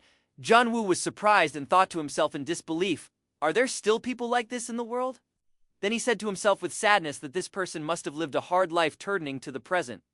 After another one of Jun Woo's incredible performances, when Director Joe told him things couldn't go on like this, he looked straight into Jun Woo's eyes and said with absolute seriousness, "You need to get on stage immediately."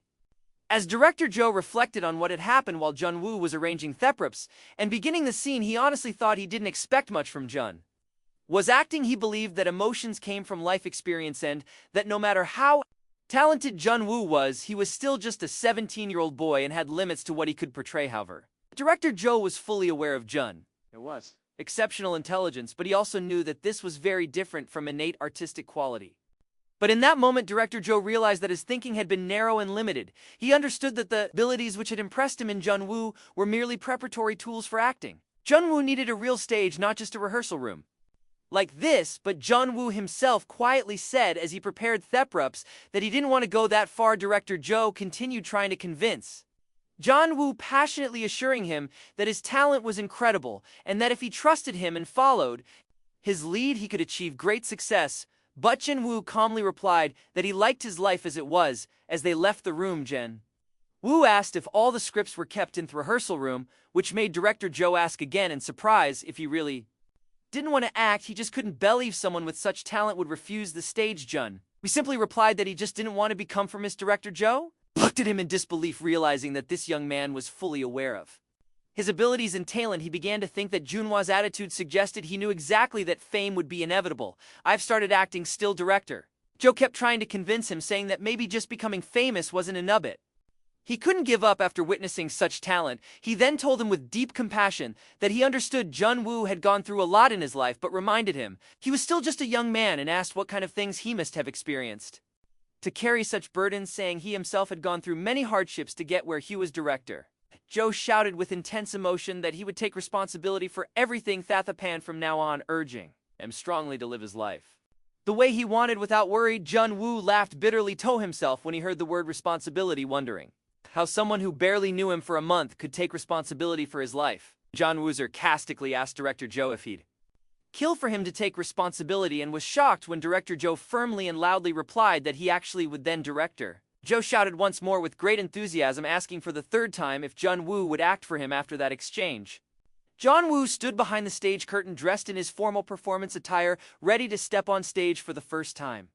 He felt a slight nervousness as he stood there peeking through the curtain at the waiting audience. The audience was seated, waiting for the show to begin, and Thevenue was filled to capacity. Jun-woo stood behind the curtain, staring at the light glowing from the stage, reflecting in his mixed feelings, quietly admitting to himself that he completely understood the old man's feelings toward him. Director Joe genuinely wanted to make sure Jun-woo's talent wouldn't be wasted, and he clearly hadn't provided him space just to watch plays, but to give him the chance to use his gift. Jun-woo remembered how Director Joe had told him he'd take responsibility for him, and wondered to himself if that was the real reason he couldn't bring himself to say no. The stage lights slowly came on, and the time for the performance had arrived. The curtains opened, and Jun-woo appeared before audience for the first time, standing confidently on stage from behind the curtain.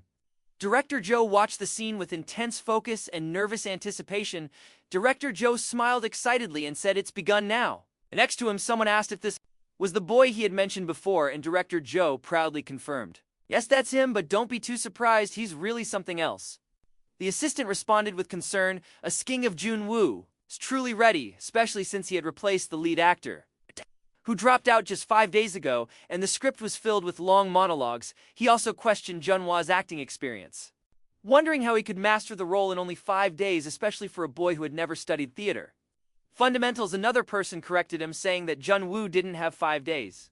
He only had 12 hours to prepare, which astonished everyone who heard it. Director Joe began explaining to the other man, emphasizing that it had only been 12 hours since he gave Jun-woo the script. Jun-woo stood on stage with perfect composure, waiting for the right moment to begin. He slowly and confidently raised his hand toward the light coming from the stage. This was the first movement that started his performance. Jun-woo sat on the chair and began murmuring his lines with sorrow. He's still trapped in those moments. He continued in a calm and sad tone. Now that he's lost her, Jun-woo continued his performance with a deep voice, expressing his sadness, saying that the world had imprisoned him in darkness and silence.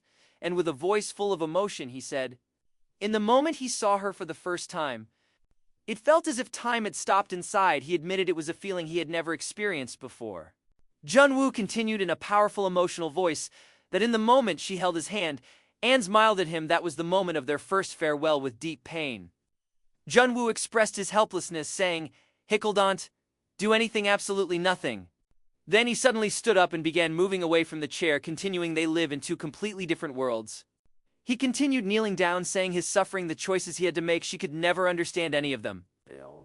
Then he raised his voice in great emotion, saying she was everything to him, so how could she say such things to him? Backstage, the assistant asked Director Joe in amazement where he had found such a monster in reference to Junhwa's talent. Director Joe watched everything quietly, knowing that despite Jun-woo lacking training in breathing or stage projection, everyone in the theater was completely focused on his performance. The director told himself that Jun-woo wasn't just reciting lines from memory. He was truly living the character's life.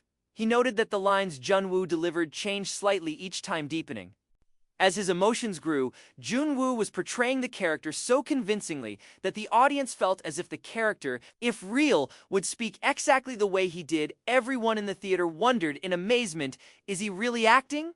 Due to the incredible realism of his performance at that moment, the actress playing the role of Ellie entered the stage. Jun-woo noticed her and rushed toward her, calling out in deep concern, "Ellie!" He grabbed her quickly and cried out, pleading with her not to go. Jun-woo looked into her eyes with profound sadness as she told him, "There's something I never told Yob for the reason why I couldn't respond that day." And in that critical moment, the actress realized she couldn't tremble. The next line she was supposed to say, she froze in place, confused, struggling to recall the lines, but couldn't manage broken, fragmented words. Backstage, Director Joe realized what had happened and cried out with concern, "She's forgotten her lines." He explained to himself that this sometimes happens with newer actors who don't have much stage experience because in real theater, there's no chance to redo a scene like in film. Director Joe Wishedge could just ignore the missing line and continue the performance naturally without stopping. At that moment, Jen Woo whispered to her, telling her not to continue. Jen Woo immediately recognized the awkward situation they were in and began to improvise with a voice full of emotion, saying she doesn't need to say anything else he already knew. At that man, his eyes welled with tears and his voice began to tremble slightly as he repeated in deep sorrow, "So." John Woombrost, the actress, warmly on stage and continued with a voice filled with grief, "So now." The curtains slowly close, its covering the emotional scene that Jen Woo had delivered while the audience remained stunned in total silence. The audience looked on with tension and deep focus, still under the spell of the scene they had just witnessed. Suddenly, Thet Heater erupted into loud, enthusiastic applause, signaling the success of the scene and the audience's full acceptance. Jun Woo's performance backstage. Jun Woo stood beside the other actors in a state of shock and silence as they listened to the thunderous applause from the audience. Jun Woo and the actress stepped away from the stage, feeling great relief that the scene had ended smoothly. Director Joe laughed in disbelief as he watched them from backstage, amazed that such a stunning performance had been prepared in just 12 hours. Director Joe recalled how actors usually needed a full 2 weeks just to analyze their character and understand the script, let alone memorize lines and coordinate their movement and props. He was utterly astonished, also remembering that Jun Woo hadn't just memorized the script in a very short time. He had also managed to cover for the mistake made by the supporting actress during the performance.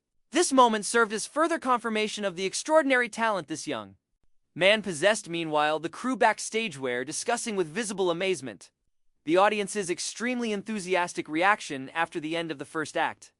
Wondered how a 17-year-old boy could deliver such a high-quality, emotionally rich performance in such a short time. The director asked them if they had really noticed what Jen Woo had done. He had altered the entire concept off the stage. The chair's positioning, the movement patterns, the lighting design, and even the color coordination. Herenthus, the assistant, was surprised and admitted he hadn't noticed it until just now. The team was puzzled and the assistant asked Director Joe if he had actually understood all the technical details. Jun Woo had explained. Director Joe honestly replied that he hadn't understood most of it, but he felt he had no choice but to trust him. After a moment of silence, Director Joe smiled quietly and confirmed one thing with certainty: that boy over there is more redolent it than anyone else here. Jun Woo sat in the dressing room, feeling a strange emotion he couldn't quite define. He began to realize that this wasn't the first time he had acted on a stage. He recalled his past life when he used to tokon people and play many different roles. He had never been unaware of his acting ability in the past. He used to embody various personas and perform them with skill. He remembered how he used this talent to deceive and manipulate Pipley in his former life, but this time it felt completely different. For the first time, he was receiving direct gazes from the audience. They weren't ordinary looks, they were filled with emotion, tears, and deep resonance. In the peak moment, he felt as though everyone, including himself, had been transported to another world. For a few fleeting seconds, Jun Woo realized that this second life of his was strange and unfamiliar to him. In his past life, he had decided to die and even abandoned his name, believing he could live that way, but now sitting under the spotlight on stage, he asked himself deeply, could I really do this now? Right after the end of the first performance, Director Joe rushed excitedly toward the dressing room, calling out Jen Woo's name with clear emotion. He ignored the actress, who was apologizing for her mistake, claiming she had suddenly gotten nervous. Placing his hand on Junhwa's shoulder, he said with playful sarcasm and emotion, "You little rascal, pretending not to care when you've had all this talent." Then Director Joe noticed him. "It's almost time for you to be back on stage. Maybe you'd like to review the script." Jun Woo replied calmly and warily that he felt a bit dizzy. Director Joe, trying to hide his joy and surprise, added, "So after all that talk about scripts, ooh, finally landed a real role, huh?" Jun Woo replied, feeling drained. "Eddie, just don't want to feel trapped between the lines." Director Joe looked at him in confusion and asked curiously, "Why does that even mean? Is this one of those things only you understand?" At that moment, Director Joe began wondering to himself, surprised, where have I heard words like that before? He remembered the words of a veteran actor who once said, "Preparation means keeping the character in your heart, and if you stare too long at the script, you'll unknowingly become bound by it." He also recalled advice from a seasoned actress who once said that if an actor could truly feel a character's emotions, the lines would come naturally. That's why she avoided looking at the script while filming. Director Joe smiled inwardly as he remembered that those insights had once sounded a bit pretentious, but they were aerially the Product of over 20 years of acting experience, he couldn't believe such deep words were coming from a young man, standing on stage for the first time, who had just finished his very first act. Still, he noticed that every word Junwoo spoke carried profound depth that couldn't be ignored, even though the young man still didn't know many basic theater terms. After some quick reflection, Director Joe realized that Junwoo had already surpassed his own level as a director, which left him feeling a bit puzzled and unsure how to deal with him going forward. Suddenly on-off. The crew members entered the room and announced loudly the second act is starting. Now everyone get ready. Junwoo stood and walked toward the stage, then turned to director Joe and gently said he needed to excuse himself. He added with a calm and reassuring smile, "I'll be back soon." Junwoo returned to the stage and performed the rest of the play with stunning brilliance, once again astonishing everyone. When the performance ended, Junwoo and the rest of the cast stood before the audience, who rose to their feet in applause, praising their exceptional performance. There was Mion standing confidently among the crowd, who finally felt he had found what he'd been searching for all his life. The next day after the performance, Junwoo sat alone in the rehearsal room, deeply absorbed in reading theater books and scripts. While he was lost in his reading, he heard a voice ask if he planned to spend his entire life staring at those books. Junwoo turned to see Director Joe entering the room, clearly concerned. "Where have you been hiding all morning?" Then Director Joe set a box full of books in front of Junwoo and asked, "Will these be enough for now?" Junwoo stared at the books Director Joe had brought him, visibly surprised. Director Joe gently encouraged him, seeing that these books might not be very entertaining but would be useful, adding that he believed Junwoo had been feeling discouraged lately. At that moment, Junwoo remembered that in this small rural town there was only one library, which was far from the theater. He realized that Director Joe had gone all the way to that distant library in the hot weather just for him, which made him think that the director had really been affected by an offhand comment Junwoo made the day before. As Junwoo read one of the books, Director Joe sat watching him quietly from afar, observing how deeply immersed he was in reading. Director Joe began wondering to himself whether Junwoo utterly needed to study these theories, or if doing so might limit his natural talent, but he soon accepted that this was the most he could do for Junwoo right now. As Junwoo continued reading, he quietly said, "This is interesting." Director Joe walked over to him and asked with a smile whether the books had helped him even a little. Junwoo replied calmly that it was the first time he had studied something like this, but he found it more enjoyable than he expected. Director Joe was surprised by his response and asked in disbelief if this was really the first time he'd studied these subjects. He then asked in confusion how someone who didn't know any of this could give the kind of performance. Junwoo replied in a deep tone, "Actors aren't the only ones who can act well." Director Joe didn't understand what he meant and asked in confusion, "What do you mean by that?"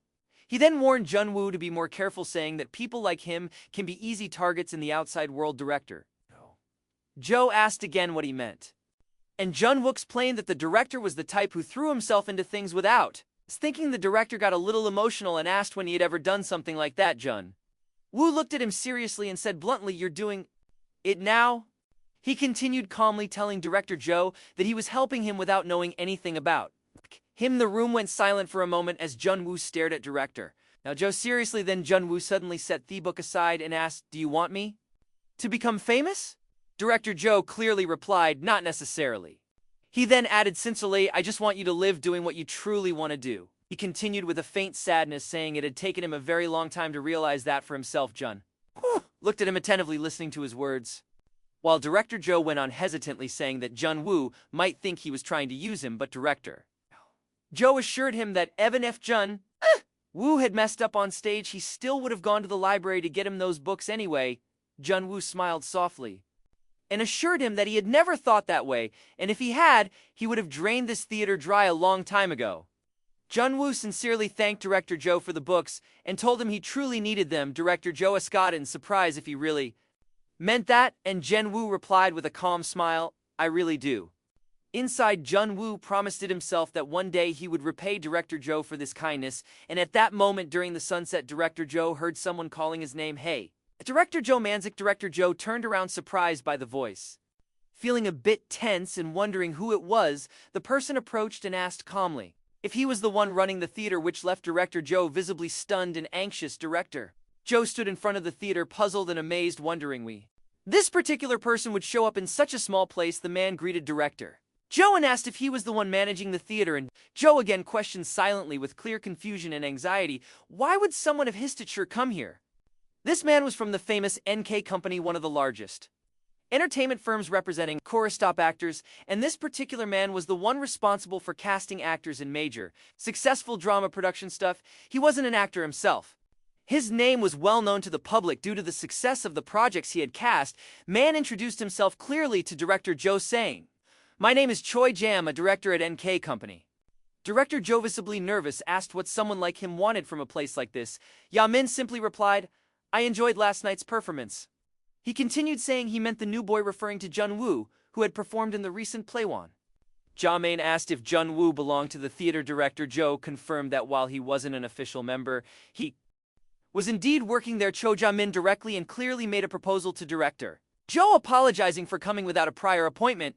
He said plainly that he was extremely excited, and that this was the first time in a long while that he had acted so urgently. Reflecting on seeing Jun-woo on stage, he described the feeling as discovering a true treasure. Director Joe cautiously asked if he was seriously considering casting Jun-woo in a project, to which Yamin replied with a confident smile that this wasn't just a simple casting. Jamin explained that it's normally very difficult to find truly talented child actors for major projects, and even among the rare talented ones, most are just smart kids who can perform well enough. But director Joe replied seriously and calmly that Jun-woo wasn't just a smart kid acting well, he had managed to express the emotional life of a man in his 30s without artifice or awkwardness.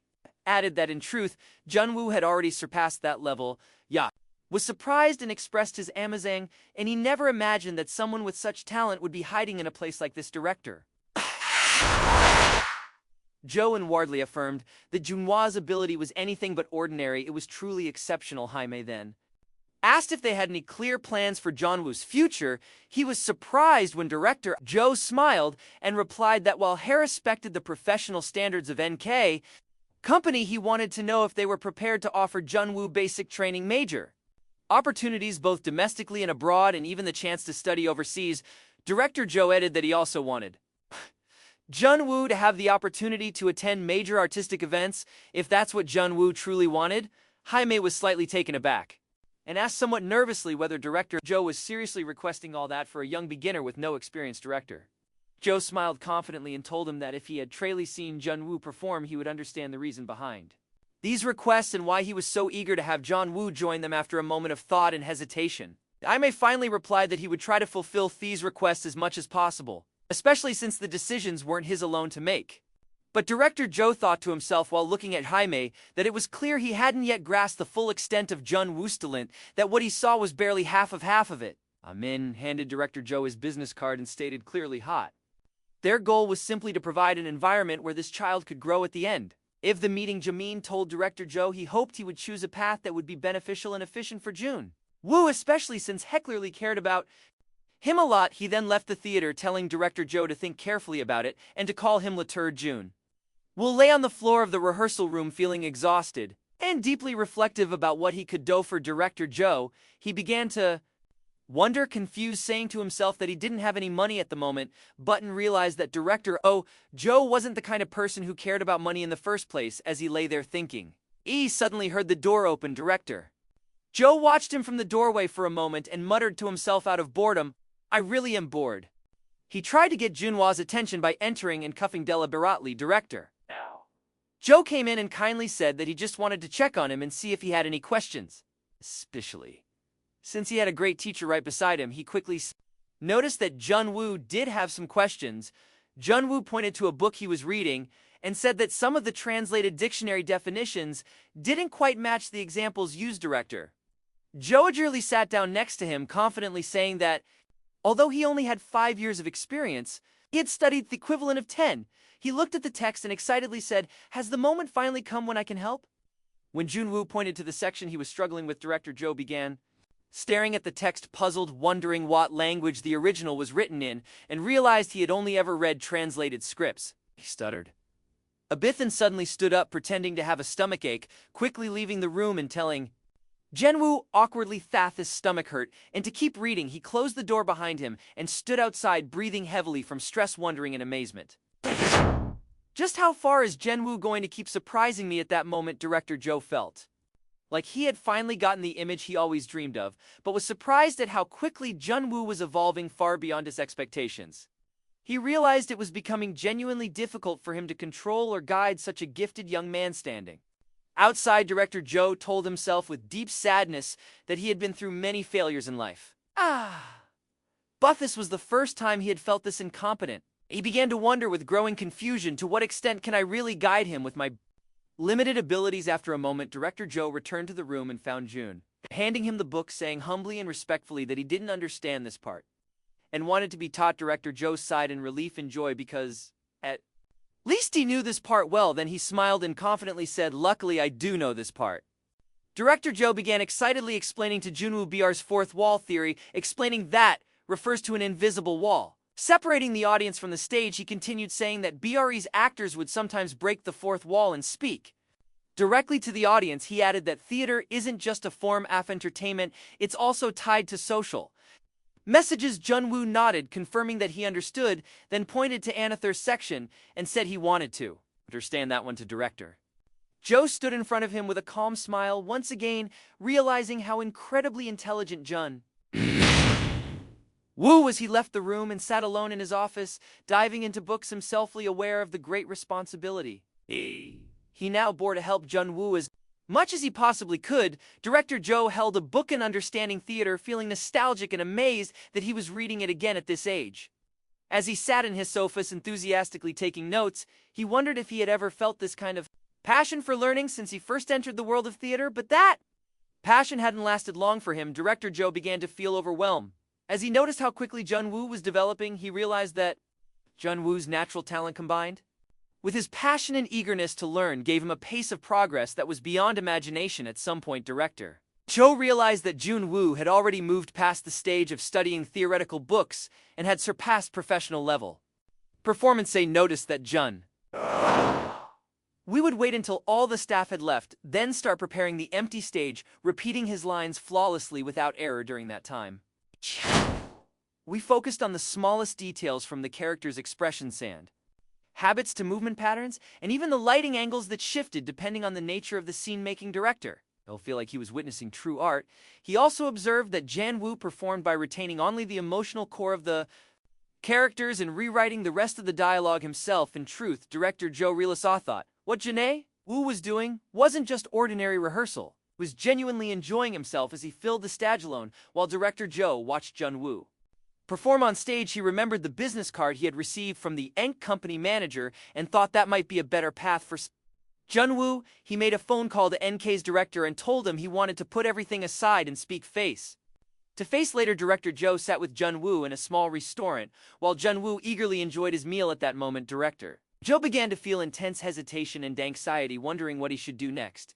He recalled the call in which the NK representative assured him he'd made the right choice and promised to meet every condition Joe had requested, and even said he was willing to discuss any additional requests Jun Woo might have. The caller explained that they could arrange a visit the next day and expressed interest in seeing Jun Woo perform a piece from one of their scripts right away, which surprised and made Director Joe hesitate slightly, but the caller reassured him not to feel pressured, emphasizing that it was just an opportunity for Jun Woo to visit their facilities, get to know the company, and see if it would be a good environment for developing his skills. The caller confidently stated that given the exceptional circumstances, the agreement was practically guaranteed, and he thought to himself that no ambitious actor would refuse such an offer. But Director Joe himself began to feel some doubt, wondering if Jun Woo would accept so easily based on his past behavior. And did when Director Joe later asked Jun Woo if he wanted to go to Seoul, Jun Woo replied coolly that he'd rather spend his time reading another play instead, which made Director Joe say to himself that he had expected that answer in Thatsum restaurant. Jun Woo noticed that Director Joe wasn't eating and asked if he didn't want his food so he could eat instead. This flustered Director Joe a bit. Director Joe felt awkward about how much attention he was giving Jun Woo and wondered to himself why he had become so cautious around this boy. Then Director Joe asked Jun Woo gently if he had ever been to Seoul before, and Jun Woo simply replied that he hadn't. Director Joe was shocked and asked how he had gone his whole life without even visiting Seoul, and also asked if he had traveled anywhere at all. Jun Woo confirmed that he had never traveled. Director Joe reacted strongly, wondering aloud how someone his age had never traveled, even once in his life. But he quickly caught himself realizing he had drifted off topic and told himself he had almost lost sight of the real purpose of the conversation. He calmly asked Jun Woo if he had at least heard of the famous 63 building in Seoul, explaining that he'd be amazed when he saw it. Director Joe began describing the 63 building with great enthusiasm, mustering with his hands as he explained that it was a 63-story building. Meanwhile, Jun Woo responded to Thai's excitement in a very calm manner, simply saying, "That's impressive." While eating his food, a strange silence fell between them for a short while as they sat wordlessly in the restaurant. Director Joe tried to break the silence, speaking with clear hesitation. He said he needed to go to Seoul the next day for a short trip and offered Jun Woo the chance to come along if he was bored and wanted to see the city. He went on trying to persuade Jun Woo, describing the famous Myeongdor district in Seoul, saying it was nothing like the rural areas he knew, and asking if he had heard of it before. Continued his vivid description, speaking excitedly about the large Han River and comparing it to the small rivers in the countryside. Jun Woo didn't respond with a single word. He simply kept eating in silence. Director Joe grew slightly uneasy at Jun Woo's silence and began justifying his words with visible hesitation, trying to hide his discomfort. But Jun Woo suddenly asked in a direct and unexpected tone whether he wanted to get rid of him that badly. This surprised Director Joe, prompting him to quickly deny it, saying that he simply wanted him to enjoy the visit too. Seoul. Jun Woo, however, stated bluntly that he was disappointed. Then he added with a sarcastic question, "Where was this enthusiasm before?" Which left Director Joe visibly tense and staring at him in confusion. Director Joe began to feel deeply anxious, wondering if Jun Woo already knew what had happened. He kept worrying, considering the possibility that Jun Woo might have overheard his phone call or even contacted Seo Jin from NK Company directly. Without his knowledge, he regretfully realized that he should have told Jun Woo first before taking any action. At that moment, Jun Woo caught him off guard by asking directly whether they were going to Seoul the next day. Director Joe, clearly anxious, asked in surprise whether Jun Woo was agreeing to go, to which Jun Woo replied plainly that if the trip was certain, then he would definitely go. Director Joe cautiously asked if there was any particular place Jun Woo wanted to visit. Jun Woo replied very simply that there wasn't any specific place he wanted to go. This made Director Joe even more nervous, wondering whether Jun Woo genuinely wanted to join him or if he had another reason. Director Joe also questioned whether Jun Woo thought he was inviting him for some kind of professional training, but reassured himself that this wasn't the case at all. He continued by asserting that he knew, well, this wasn't just about improving his skills. He added that he fully understood the significance of in company and that it was far bigger than Jun Woo could imagine. He then said that although he might not know Jun Woo's personal circumstances, the company might be able to help him in the future. He explained that Jun Woo needed to meet people of his level because no matter how well he performed here, the place only had amateur actors. Director Joe went on to say that it would have been better if the other actors hadn't ruined Jun Woo's stage. Then Jun Woo asked again about the specific place they would be going to, prompting Director Joe to carefully explain that it was the headquarters of NK Entertainment, emphasizing that there were people there who would recognize Jun Woo's true value. Woo unexpectedly agreed to Director Joe's proposal, which surprised the director and made him wonder why Jun Woo seemed so compliant, especially since that wasn't like him at all. He jokingly questioned to himself whether Jun Woo had broken something on stage or what. He asked again hesitantly if Jun Woo was really sure he wanted to go, but Jun Woo remained silent, offering no answer. Upon arriving in Seoul, Director Joe was deeply impressed by the large and modern appearance of NK Company's building. Amazed by its grandeur, he began commenting excitedly on the modern studios he had previously seen on TV, noting that some of the equipment was very new and had just been released.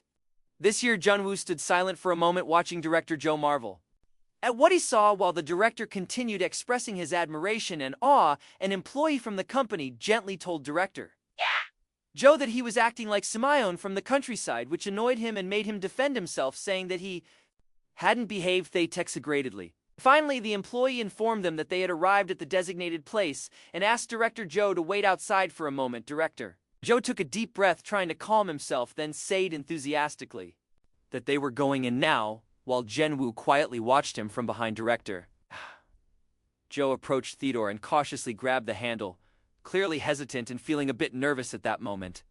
Jun was surprised at him by asking if they were going in together, which threw Director Joe off a little. Director Joe quickly pulled Hishan back and replied awkwardly that he was just trying to open the door for him. Then Director Joe turned toward Jun Woo and encouraged him loudly, "Do your best."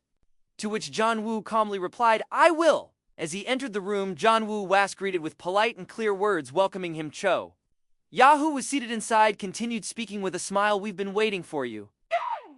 Choi gently gestured to Jun Woo, inviting him to sit directly across from him. At that man Jun Woo realized internally that this person was Cho Ya from NK Entertainment. Then Jun Woo turned to see the person sitting next to Choi and was very surprised when he recognized who it was. That person was the famous Entertainment star actor Gil Junho. When Jun Woo entered the room, Min welcomed him again and asked him to take a seat first. Jun Woo sat quietly in front of them, preparing himself for the conversation next to Jane was the star actor Gil Junho, considered one of NK Entertainment's most prominent talents. In fact, these events took place before Gil Junho became a big star, but Ivan thought he was very popular among film enthusiasts at that time.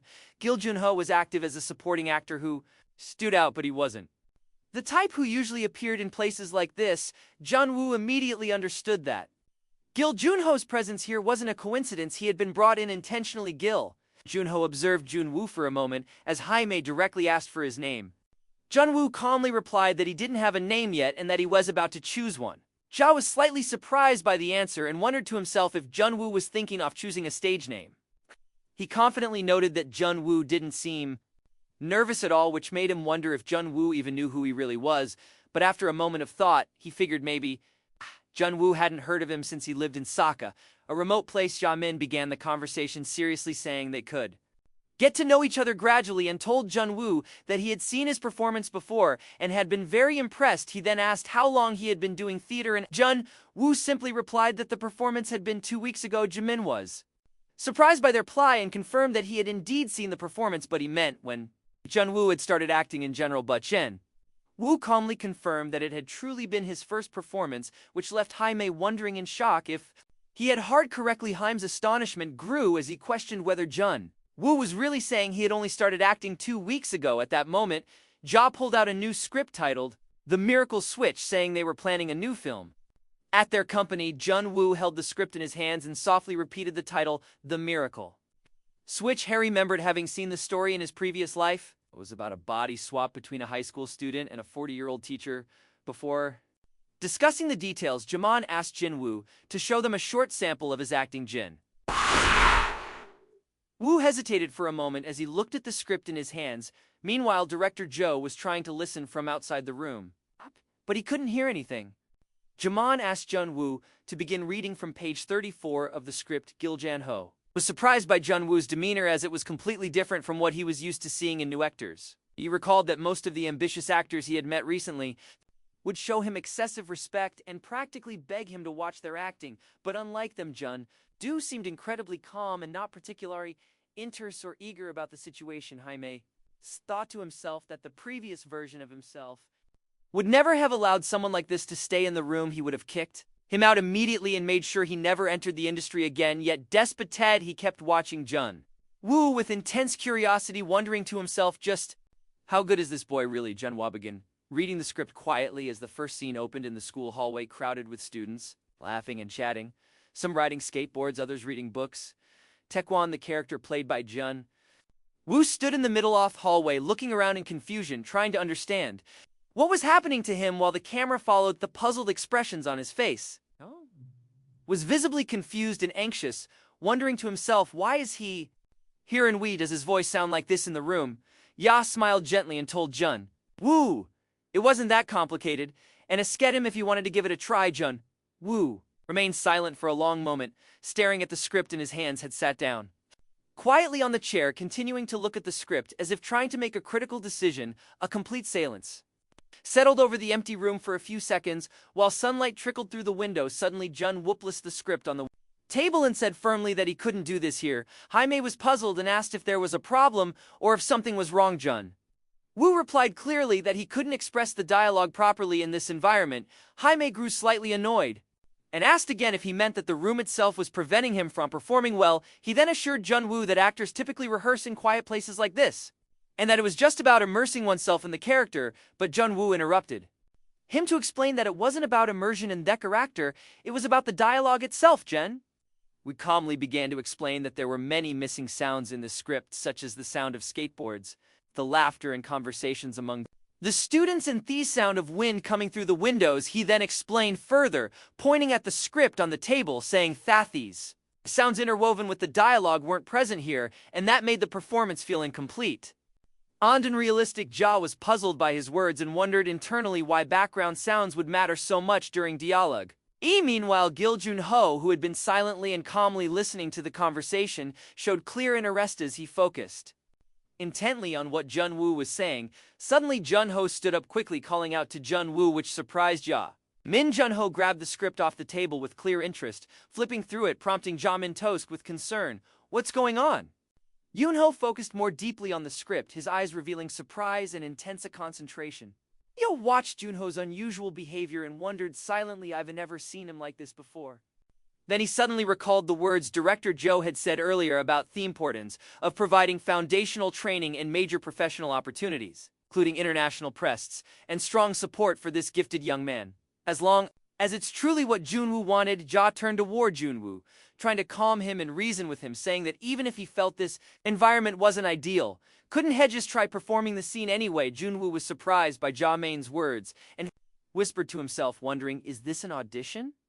Then he suddenly understood what Jaime was getting at, he thought. Ja wanted a full performance. Junwoo calmly and directly asked, "So I just sit here and perform the role?" Junwoo paused for a moment, thinking that the scene he had been given required another person to read the opposing lines. At that moment, Gil Junho sat down, still holding the script in his hands, and a faint, focused smile appeared on his face, a clear signal that he was ready to join Junwoo in reading the dialogue. He remembered that ceremony from his past, when the announcer excitedly declared, "Winner Mr. Gil Junho, honored for his outstanding performance in a project." Junwoo wondered deeply to himself whether the man sitting before him was truly the same person. He also remembered Anna Thursine, where Gil Junho sat under the sunset with a gentle smile, reflecting that he wanted to be just a little Bethopia each day now in the office.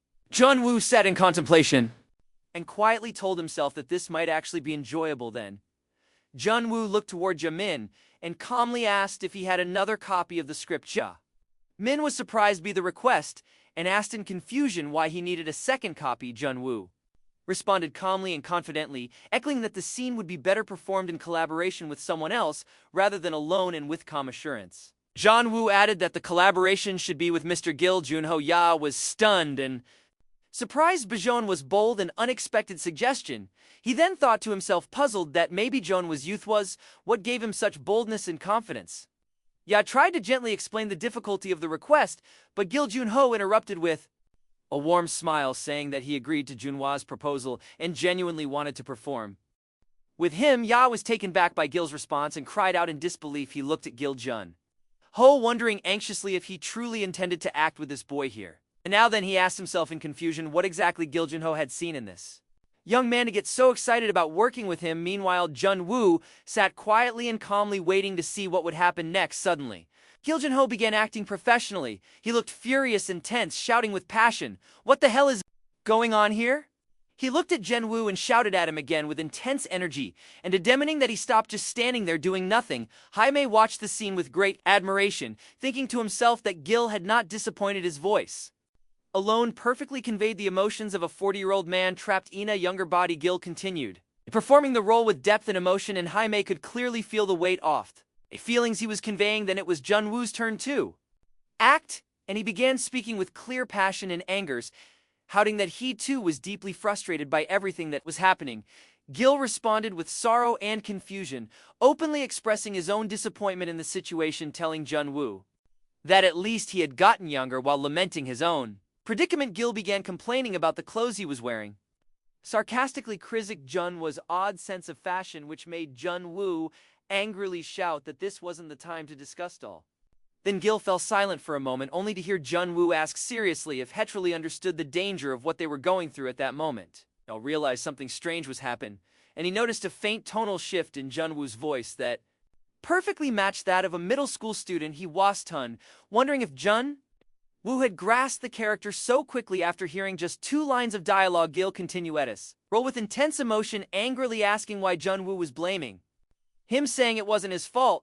Junwoo responded in equal anger, asking if it was his fault. Then he continued with serious frustration, warning Gil not to do anything reckless with his body firmly telling him to stay calm. At that moment Gil noticed Jen was finger-scrambling slightly during the performance, which impressed him even more. Jen Woo continued speaking with visible tension and a firm tone, warning Gil again not to do anything that could get them into trouble. Jaime observed Thesson with great interest, noticing the subtle gestures. Jun Woo used the direction of his gaze and the small movements that shifted precisely with each line he delivered. Gil realized internally the remarkable skill Jun Woo possessed, telling himself it was incredible that a young actor could lead him through such a well-crafted performance without any prior rehearsal. And finally, at the end of the scene, Jun Woo screamed in frustration and emotional exhaustion, shouting hysterically that hadn't know anything either and that this whole thing was driving him crazy. After witnessing Junhwa's performance, Junho began to feel a clear difference within himself. He sensed that this time was unlike the others, that there was truly something special about this young man. Junho approached Jun Woo, speaking to him with clear excitement and enthusiasm to continue the performance.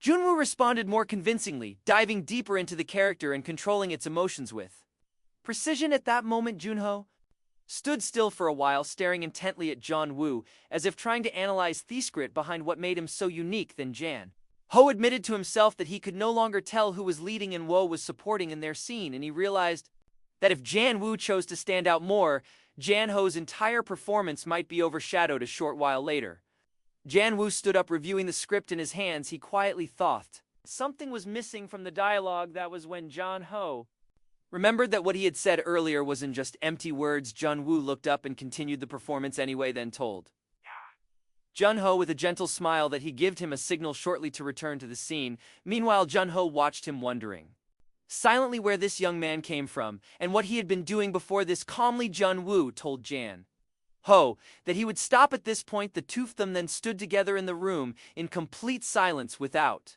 any movement or further words. The room suddenly felt incredibly spacious amid the stillness. Finally, Jun Woo spoke with a quiet smile, telling Jun Ho that acting with him felt completely different from acting alone on stage. He sincerely thanked him, saying he truly enjoyed the experience. Jun Ho was surprised by Jun Woo's words and wondered silently in confusion if he was really thanking him, remaining speechless in response. Deep down, Jan Ho was deeply moved and thought to himself that these were the very words he should have been the one to say to Jan Woo. He then wondered sadly what it would be like if I could actually work with this young man for real. Jan Ho gave a calm, bright smile and assured Jan Woo that he had also greatly enjoyed this experience. At that moment, Yoon Ho stood before Jan Woo, confessing that he would never be a blotto forget this day. Suddenly, Ya Min jumped in, clearly surprised and excited, saying that the performance had exceeded all his expectations. He added in astonishment that in truth he couldn't say anything except that he was genuinely amazed by what he had seen. Jun Ho spoke with a smile, clearly referring to Jun Woo, saying that now Thath had seen the acting, it was time to move on to the contract details. Then he turned to Jun Woo, directly asking with a smile if he had deliberately altered the second line. Jun Woo replied calmly and confidently that he had indeed changed dialogue a bit. At that, Jan Ho explained quietly that if it had been a real scene in front of the camera, high actions and movement would have been different as well. He asked Jun Woo with a soft smile if he was right about that. Jun Woo then seriously explained that he had adjusted his expression to suit the current setting, while Ya Min appeared a bit confused, wondering exactly what was unfolding in front of him. Jun Woo quietly turned toward Jun Ho and asked with genuine interest whether he had ever done stage acting before. Outside, director Joe stood looking somewhat surprised as he listened to what was happening inside, but he was taken aback when he entered the room and found Gil Jun Ho sitting there waiting for him.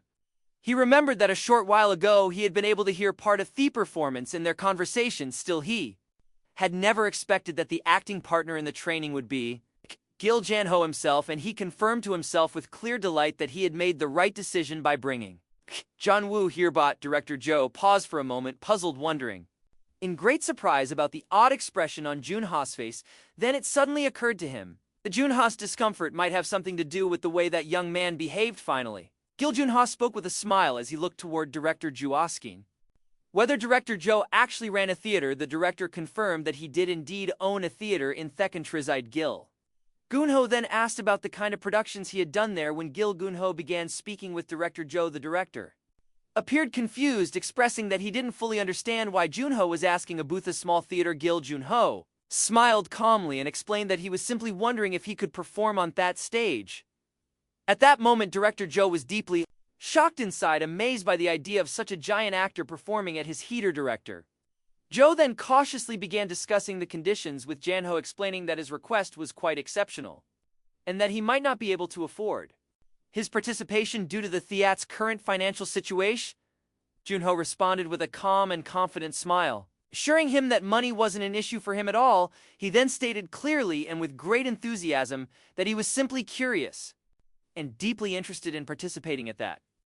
Theater director Joe was once again surprised internally, wondering in disbelief what Junho meant by that. Repeating the thought in his mind, he then asked Junho if he had already reached an agreement with the boy Jen Wuto, which Junho quickly confirmed that he had just finished talking with him. Director Joe responded by saying that if that was the case, then there wouldn't be any problem, but Gil Junho interrupted him and asked calmly whether the boy only worked at his theater, expressing his astonishment at the boy's talent and saying it was hard to believe that Junwoo belonged to just a small local troupe. Junho quickly apologized when he noticed Director Joe's discomfort, assuring him thought he hadn't meant to offend him. Director Joe admitted that he understood those feelings very well and had once felt the same way himself. He added with an awkward smile that the word active was a bit vague when used to describe Junwoo's activity. Director Joe then clarified that in fact he didn't know everything about Junhwa's life, as the boy spent most of his time alone reading books and theater scripts. He also admitted that he couldn't even measure what Junhwa was truly absorbing from those books. Gil Junho was greatly surprised by Director Joe's words, and began to wonder in amazement. He recalled the moment when he had reacted with strong emotion, shocked by the idea thought-provoking Jun Woo knew about acting was entirely self-taught. Director Joe smiled when he saw Junho's reaction and said calmly and confidently that it was simply a natural talent and that trying to uncover the secret behind it, whether be himself or by Jun we would only be a waste of time at that moment. Gil Junho looked at Director Joe, who calmly and clearly stated that he genuinely looked forward to working with him. Director Joe smiled with great relief and extended his hand for a handshake, and Junho smiled back at him and extended his own hand, confirming that he too was greatly looking forward to working with him. Elsewhere, Junwoo stood alone in a wide hall in front of a large screen showing various scenes, watching them with intense focus and complete calm. The screen displayed a variety of clips, including a historical scene with two people talking, school student looking extremely frightened, a touching moment of a small child petting his dog, a woman praying with deep emotion, and finally a scene of a large explosion with a man falling from its impact. Junwoo remained still, standing silently in place, his eyes intensely fixed on the large screen before him. He began to recall that performance with Gil Junho, replaying its details in his memory. Junwoo stayed in his place without showing any clear reaction. Meanwhile, Jamin approached Jun and called out to him, causing Junwoo to turn toward him with slight surprise. Min began smiling warmly as he looked at Junwoo with a friendly gaze and gently asked if he was truly not interested in the offer presented to him. Continued speaking, trying to persuade Junwoo by saying that there were many opportunities that would be hard to come by elsewhere, not just the chance to participate in productions. Junwoo remained silent for a short while, looking thoughtfully into the man's eyes without showing any clear reaction. At that moment, the man seemed discouraged and apologized very politely, saying he was truly sorry then, and continued speaking with visible sadness, saying this was the first time he had felt such deep disappointment even. So he extended his hand to Junwoo, offering him his business card, and kindly asked him to contact him if he ever needed help with his performance or if he changed his mind later the next day. Junwoo stood staring at the large NK company building, remembering the man's offer while the man's words continued to echo in his mind. But Junwoo quickly looked away from the massive building, feeling a bit tense. He told himself that it all felt a bit too rigid to him. At the theater director Joe was busy fixing a few things using a metal wrench, asking himself aloud if it was all truly over. He spoke to himself in an audible voice, expressing his amazement at the possibility that the young man and Gil Junho might both perform in a joint production.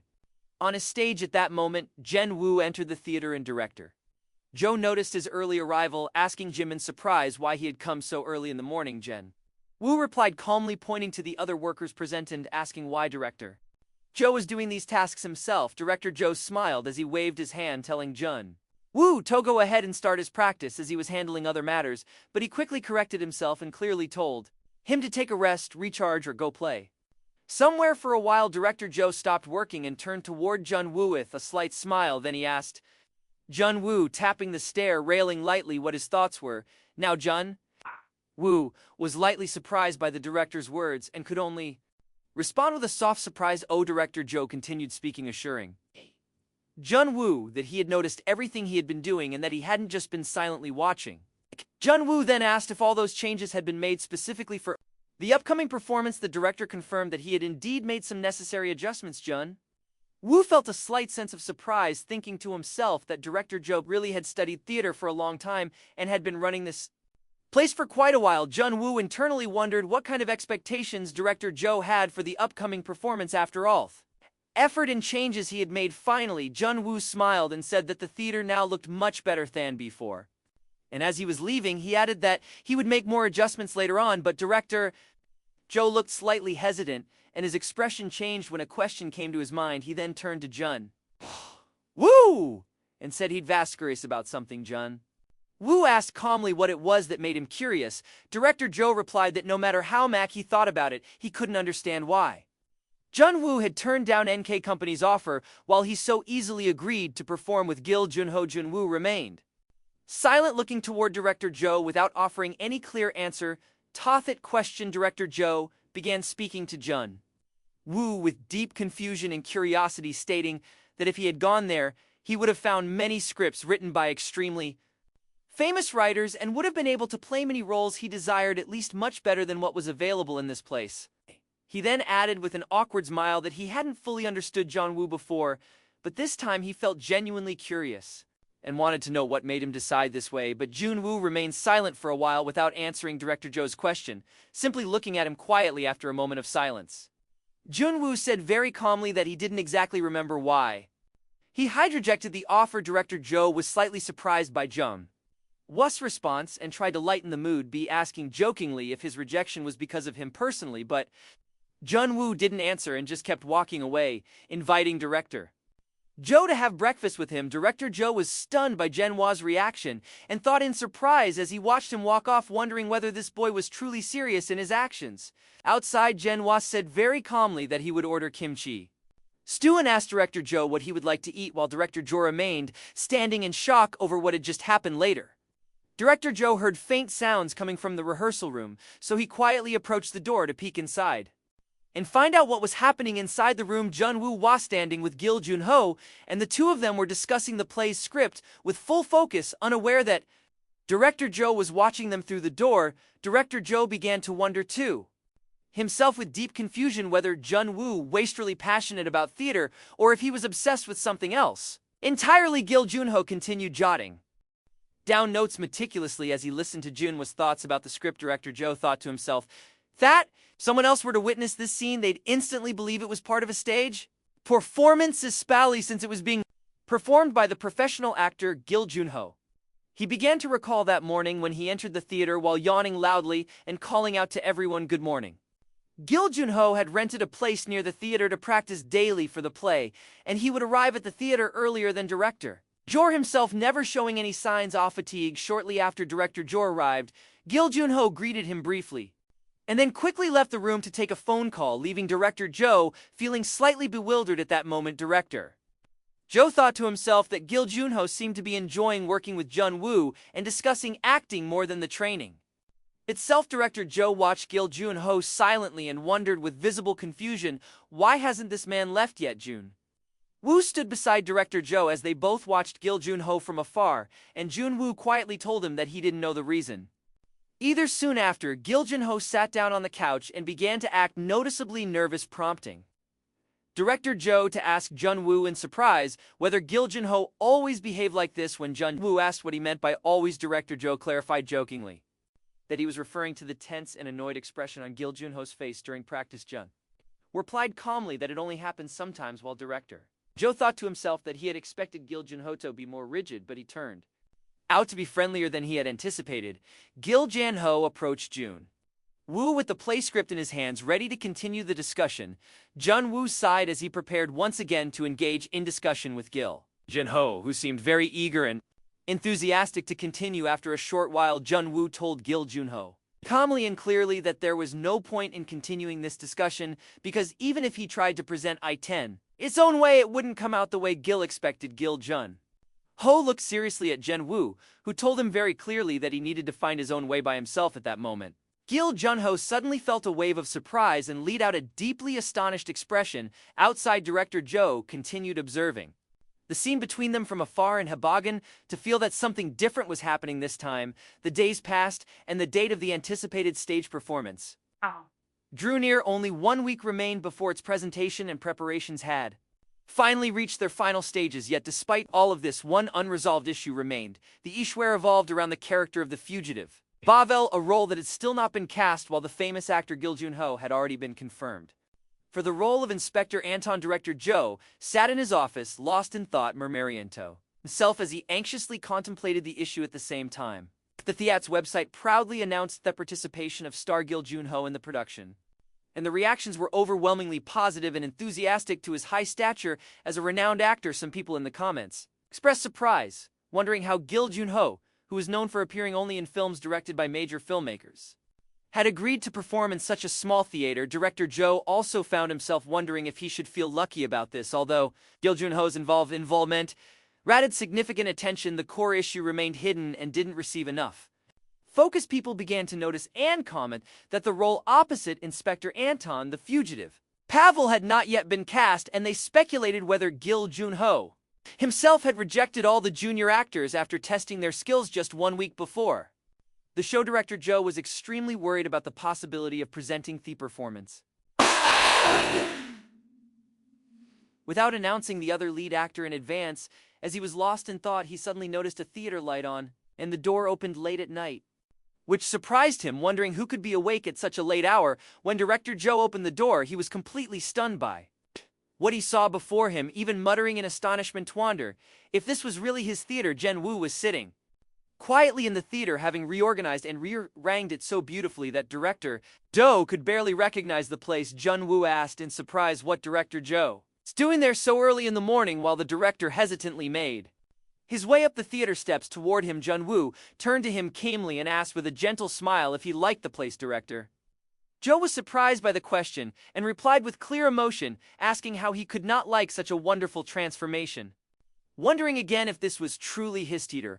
Although small, the theater now resembled an artistic palace thanks to the arrangement and lighting Jun Woo had created. It was clear he hadn't studied theater directing in vain.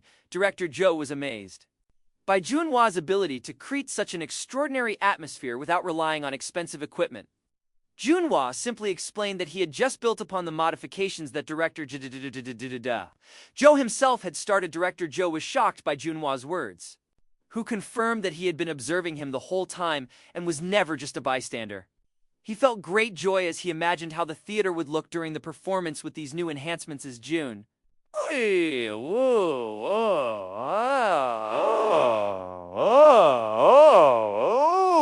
wiped his forehead in exhaustion, director Joe suddenly froze, utterly astonished by Junhwa's beauty, which was clearly revealed when he brushed his hair away from his face. Director Joe wondered in amazement whether Jun Woo had always been this handsome, which made Jun Woo feel slightly embarrassed and awkward at the unexpected question. When director Joe asked why he always hid his handsome face, Jun Woo calmly replied that he had always been used to hiding it because of his former profession, and that he had never really thought about fully showing his face. Director Joe was deeply moved. He looked at Jun Woo, reflecting on this boy who still concealed so much mystery behind his calm appearance. Director Joe felt that Jun Woo had already been through so much and had done everything he could to reach this level of mastery. Meanwhile, Jun we thought to himself that this performance would be completely different from that previous one, which had been attended by only about 20 people. He expected that rumors about him would start to spread one way or another because of it, but despite everything, Woo didn't feel any discomfort or unease about this situation. He admitted to himself that it was already too late to back out his decisions. Now he began to recall when director Joe had clearly declared that he would take responsibility for whatever happened next, no matter what it was. Then he had strongly encouraged Jun Woo, telling him to do what he truly wanted in life. At that moment, Jun Woo had thought to himself quietly, "It's my second life anyway." But director Joe then cautiously asked him if he was completely sure about his decision, and Jun Woo responded with a gentle, confident smile that he was perfectly fine. and it wouldn't cause him any trouble. Director Joe remained astonished, wondering to himself how Jun-woo always seemed to know what he was thinking, even joking to himself that sometimes the boy was worse than a ghost after that. Director Joe tried to ease his own concern by saying that if Jun-woo insisted they could completely hide his identity, perhaps biasing a mysterious concept for his presentation or something like that, but Director Joe immediately regretted his own words, dismissing the idea as ridiculous, calling it impossible yet. Jun-woo simply replied that it didn't matter on Mori. Then Director Joe quietly asked whether it really mattered, hesitating slightly as he wondered if the issue could really be resolved. That Isley Director Joe tried again to explain his concerns, saying that this might end up in the news and video interviews of Joan Woo could start circulating. Jun-woo replied that he didn't really know what might happen then. Jun-woo looked at him calmly and asked with a quiet, confident smile, could it be worse than death? Director Joe was shocked and deeply stunned by Jun-woo's words. Jun-woo smiled softly and gently told him that it should at least try. He then added, very calmly and confidently, that he would actually feel disappointed now if matter were to be hidden. Jun-woo and Director Joe stood together at the center of the stage, quietly taking in space in peaceful silence. Director not to worry about anything else and to focus only on the stage, he would take care of the rest. Director Joe assured him with great confidence that he would make sure nothing about this performance would cause any problems for Jun-woo at all. Jun-woo looked at Director Joe in silence and gave him a small smile filled with clear gratitude. News began circulating online with people wondering about the new actor playing the lead, rolled alongside Gil Junho, noting that they had never seen him before. Some speculated that he might be a new trainee from NK Company. Then the official promotional image for the stage play was released, confirming Jun-woo's participation in the role of the fugitive. Pavel audiences began gathering outside the theater, with great excitement and anticipation for the upcoming performance backstage.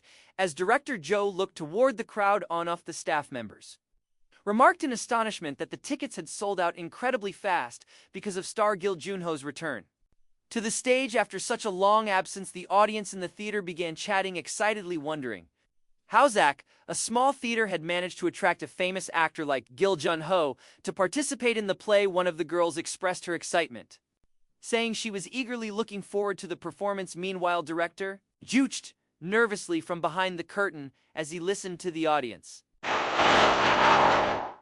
talking enthusiastically about Gil Junho's return after a long absence, which made him feel both anxious and thrilled. He began to recall how surprised he had been while watching Gil Junho rehearse someone he was used to seeing. Simply observed Jun-woo during practice, yet now performing with such strong stage presence. He noticed the audience's reactions, which clearly confirmed Gil Junho's true fame. Among the seats, some spectators commented on an beautiful stage design. A young man told the girl next to him that he had never seen stage direction like this. Board as most theaters looked very similar in design and execution. Another girl beside him said she felt like Shahad I walked into an abandoned mine when she first entered the theater due to the carefully crafted, eerie lighting. Director Joe watched these reactions from a distance, smiling silently. In the actor's waiting room, Jun-woo stood quietly, intensely reviewing his script while the rest of the cast busied themselves with final preparations.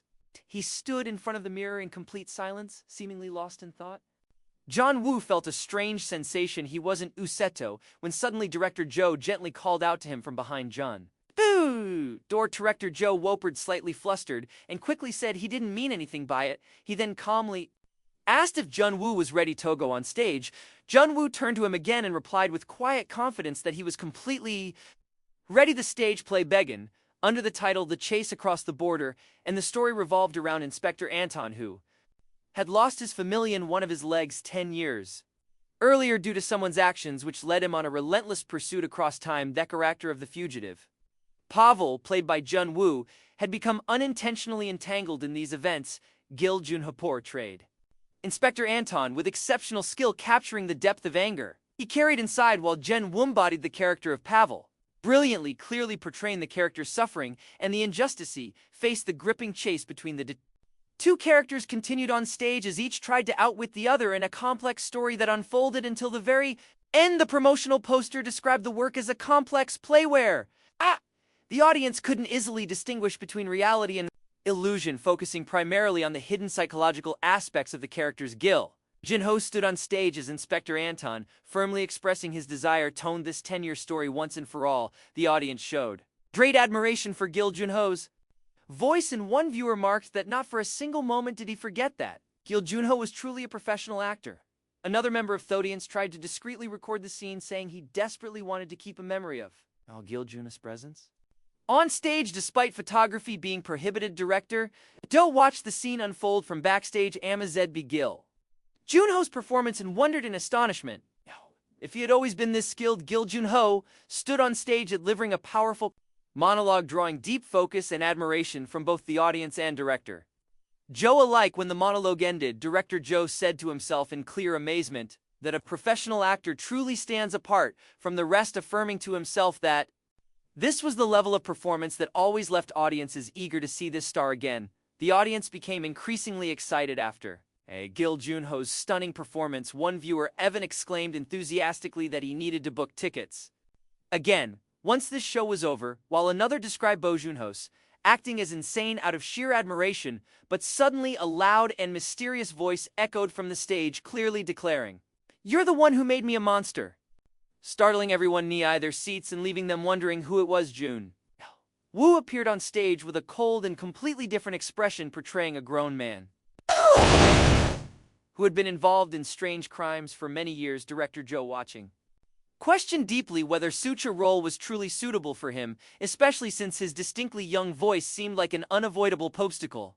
Nonetheless, Jun Woo calmly raised his head with great confidence, addressing Inspector Anton with a mysterious look and asking whether what he had done was truly right, immediately drawing all eyes to him. From the moment dialogue began, no one in the audience saw Jun Woo as a 17-year-old boy anymore.